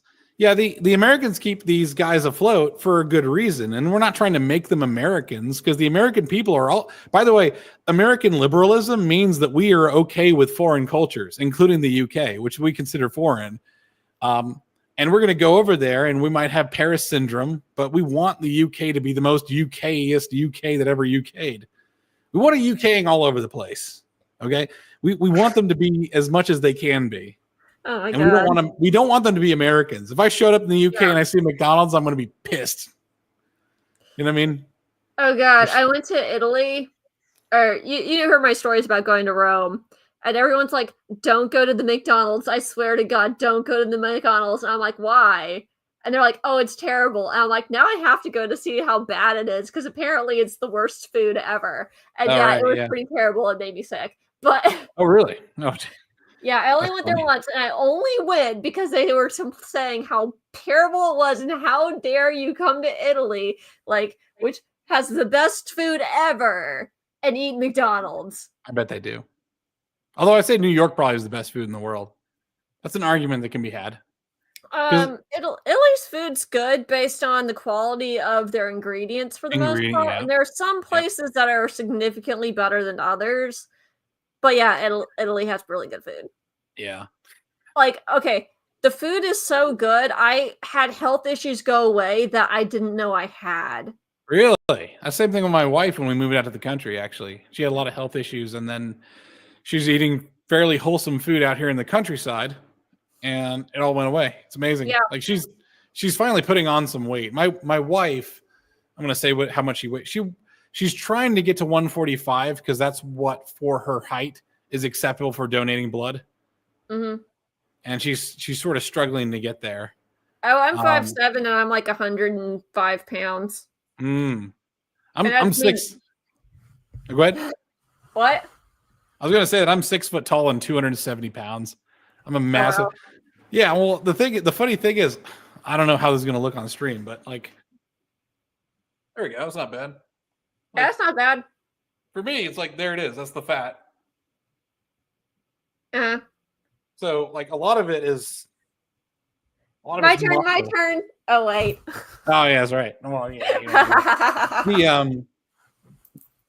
I'm living on a farmland. The crazy thing is, if you ask your body to lift a really heavy weight once a month, your body's like, oh, it could happen anytime. This crazy son of a bitch might just have to like lift something really heavy, so we better like triple in size. I'm like, I can't stop my weight from going up. And I can't eat enough to get fat. It just all goes into the muscle, which, is a blessing. That's great. I don't eat any processed food. I eat like, closest thing to that is cold cuts I get from Sam's Club. But anyway, for the English.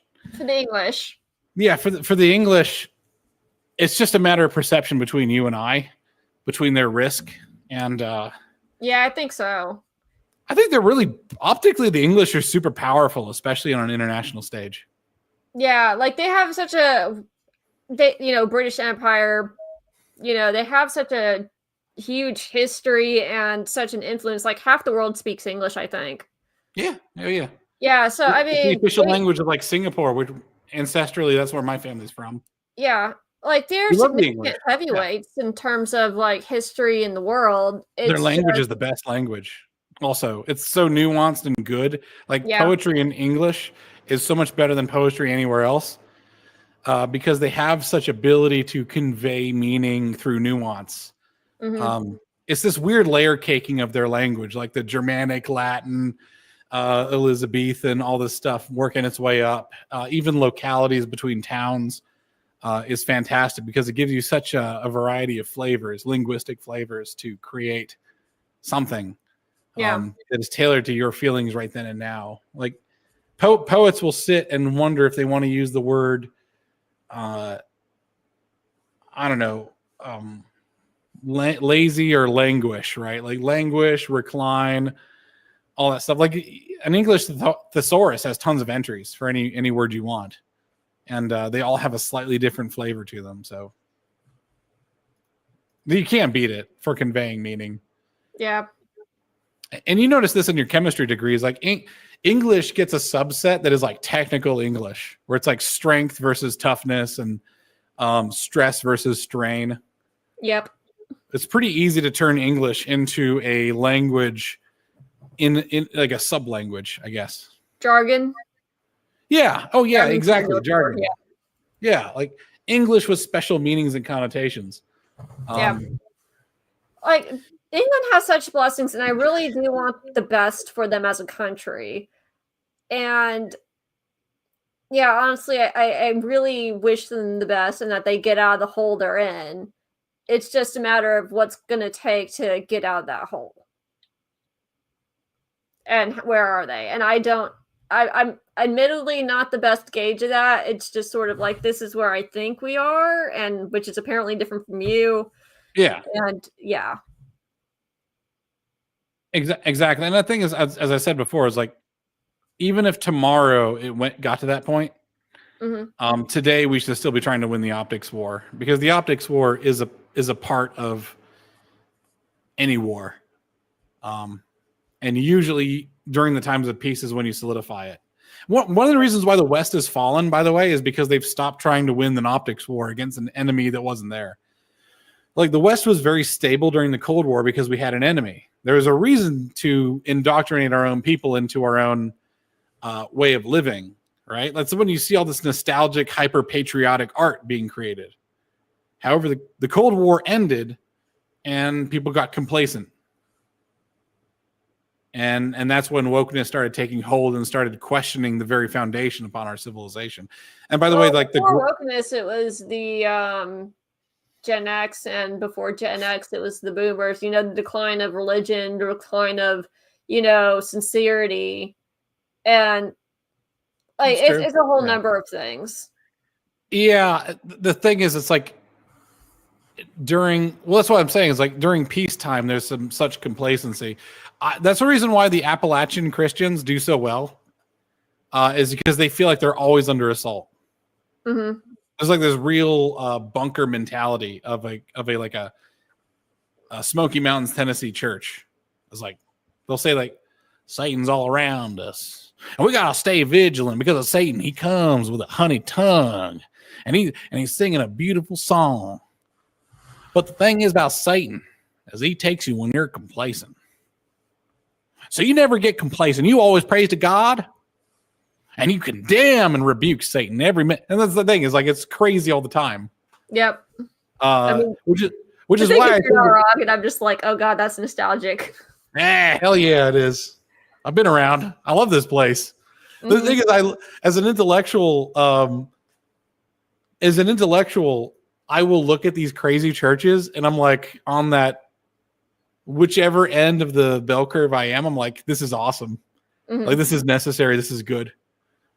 Because thinking there's an enemy that isn't there is better than not recognizing an enemy that is. So it's best to think that there's fairy tale sort of monsters under the bed, dark things out there. But it's about focusing on what is bad and what is good, right? Like with the Groypers, right? Know that they exist, and it's also good to know that they can be defeated. Yes, hope. Hope is important. As what I was saying in a post earlier, like with these ladies, it's like you guys are being assholes to all these women who are in their 30s. Like you're destroying their hope. You're actually destroying their humanity. Like, don't do that. All you're doing is making really, really virulent feminists. Yeah. Oh God. Now I'm getting flashbacks again. Yeah. And also the Groypers. Like I hate to hate on Groypers because I think that they're empty vessels that have been possessed. Mm-hmm. But it's like you guys like attacking any ability for Americans to reconcile is actually making it harder for Americans to reconcile. Yeah.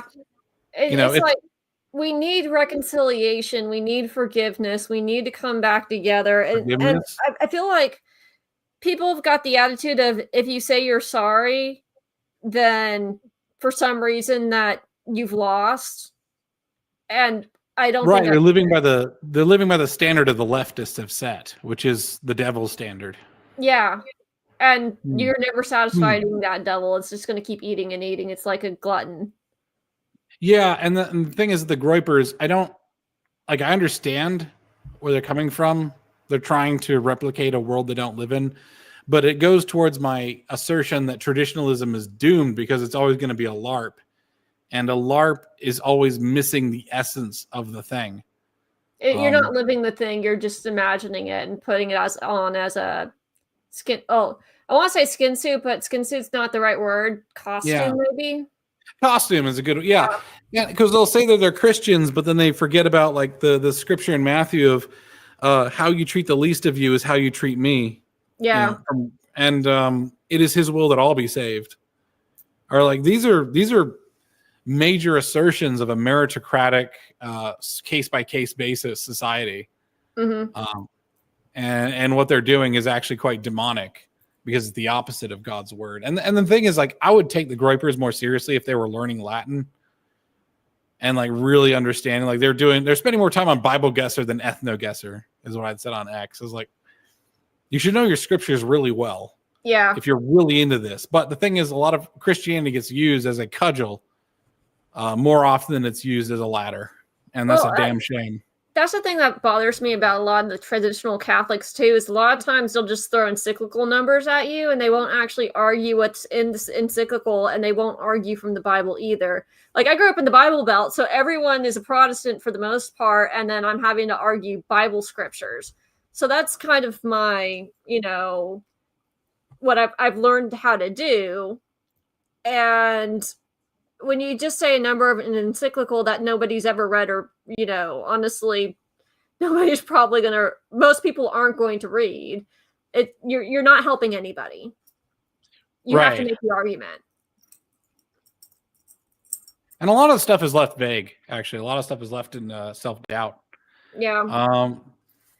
Anyway. Yeah, I do the same thing, actually, how the Dooley. I'm bad at reading, so I defer to people. I spent 3 years reading Matthew. And I spent 3 years reading Matthew because I would read like 5 verses and then think on it for a week because I was really internalizing it. And it was a massive blow to my self-esteem and my righteousness, I guess is the word. and it will make you a more gentle person if you go through nice and slow and really take time to digest it. Yeah. You're not living under a quota. I hate people who say that they read like a book a week. I'm like, you're not retaining any of that, are you? Probably not. Or you're reading very surface level books that there's nothing to retain. Mm-hmm. For me, like studying the Bible is a lifelong thing. I'm not so great. I'm 8 years on chapter 7 of 12 Rules for Life. That's correct.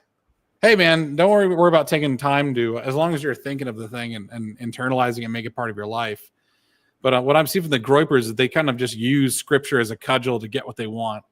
And to me, that's very demonic. And there's a scripture in the Bible where it talks about women to be subservient to their husbands, but then they always forget the husbands need to love their wife like Christ loves the church. Correct. It's like, you always forget the second part. And the husbands are also supposed to submit themselves to the church. Yeah. Right? Like your life is the church's business. But yes, you're supposed to love your wife as Christ loved the church. We'll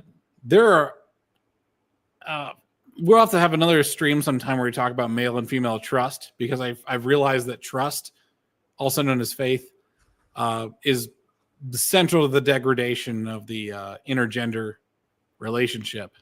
Okay.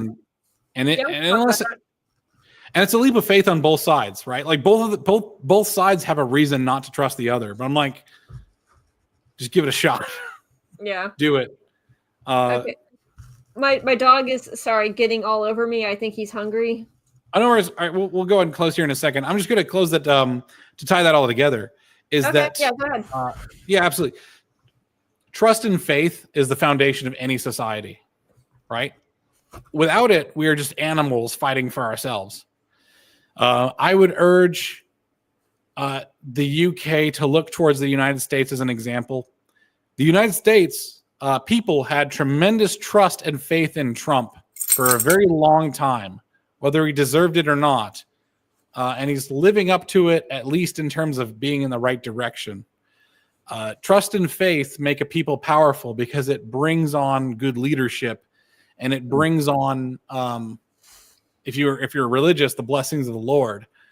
Trust and faith in the Lord to bring you deliverance. Give yourself not to worry, right? The UK is going to have to become very earnest in its trust and faith in its chosen leaders.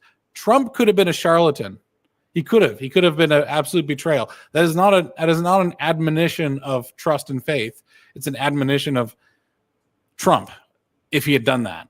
Well, they had Boris Johnson who kind of did that. Absolutely. That's the thing is, I'm saying that's on Boris Johnson, not on the people who had trust and faith in him. Trust and faith is the only way you're going to have any option. Once you lose trust and faith, you will never have another chance for a good leader. And I'm going to say also, once you lose trust and faith, like a woman, once she loses trust and faith in men, she will never be able to have another boyfriend or husband, because it is the underlying assumption and it's the upfront cost of that relationship. If you approach a relationship from a position of distrust, it's going to repel anyone who's worthy of that. Some will think that it's a challenge to rise up to, but that's a lot of trouble. And the trouble should come from the enemy, not from yourself. Yeah. You got to pray on it. Be a fool. It was John 15. God, I'm so bad at this. God help me. Was it John 15:9 or 15:19? I think it's one of my favorite ones. It's like, if you're a Christian, you're going to be a fool. You will be looked upon as a fool. The world will hate you, just as the world hated Christ. So you have to. And the thing is, Americans, a large majority of Americans were happy being hated and being a fool. Your media is going to hate you. Your media is going to call you a fool. John 15:9 is, as the Father has loved me, so I have loved you. Abide in my love. 15, 19, maybe. Let me check real quick. Sure.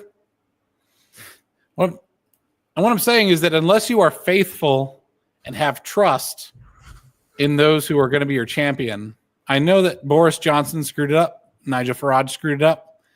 Are you going to distrust Robert Lowe because of that, or Rupert Lowe. Sorry, Rupert Lowe. Yeah, Rupert Lowe. Are you gonna? I think Rupert Lowe's the guy. I think Elon's right on that. I think Rupert Lowe is the guy.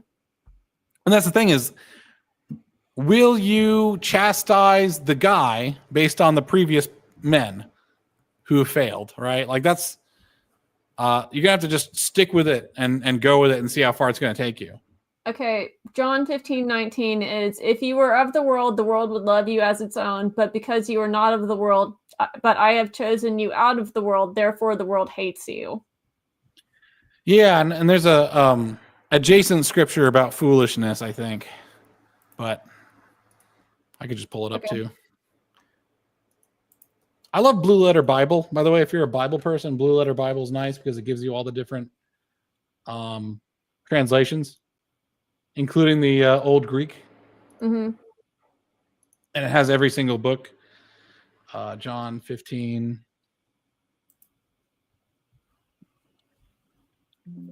Oh, okay, it's not in there. Okay, so it's not the fool. That one is not there. But there is a scripture about Christians will be considered foolish. The John 15:19 is that the world will hate you.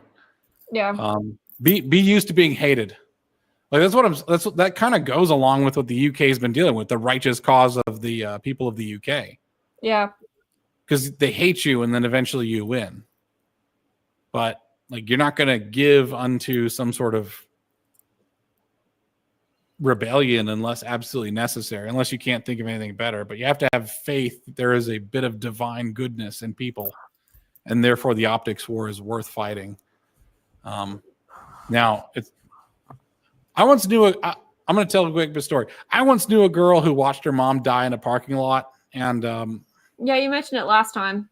I think I mentioned it when we were on a private one, when we were in the backstage.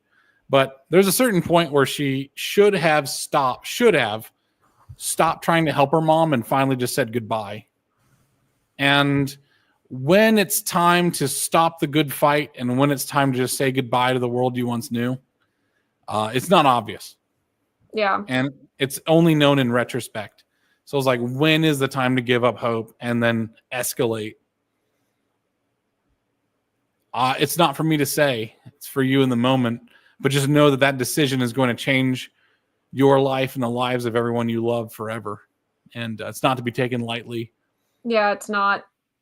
And it's when I say last resort, I mean absolute last resort. So. All right. You want to end it there? Because you got a dog named Percy, I think, who needs your help. Yeah, he's looking at me and saying, please feed me. So I got to go feed my poor puppo. It's all good. It's all good. I'm going to say thanks to everybody who's watching. Thanks everybody along the way who watched. I don't give a rat's patoot about the health of this channel. I'm just trying to speak the truth and say what I mean, even if it's horrendously unpopular. If you want an example of horrendously unpopular, check my H-1B visa video. I don't fully agree with what I said in the video because I think there's a lot more H-1Bs than I thought there were. I was lied to. By the way, not to be an asshole or anything, like be a self-aggrandizer or self-excuser, but I didn't know there was that many H-1Bs in America.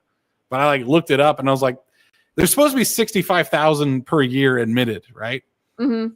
And there's supposed to be 4 years. So that should be about 260,000 people, which isn't a huge amount. It's a pretty big amount, but it's not like we got to end this program huge. It might be like we need to reform the program. Apparently it's millions. Yep. Million. I was lied to. So when I'm lied to, I have an inclination to not renew my subscription. I think H-1Bs need to be shut down. And if we have a major competency crisis in America, which I think we would have, by the way, because our schools are garbage, we need to confront that. Because you know what happened if the H-1B visa program was shut down is I think a lot of corporations would start training their new hires, and they'd start forming relationships with universities that would guide the university curriculum to something that's more employable. Mm-hmm. Because right now they're using H-1Bs as a crutch, the corporations. Yeah, they are. But if they start feeling the pain of a badly run education system, they would probably actually try to address it.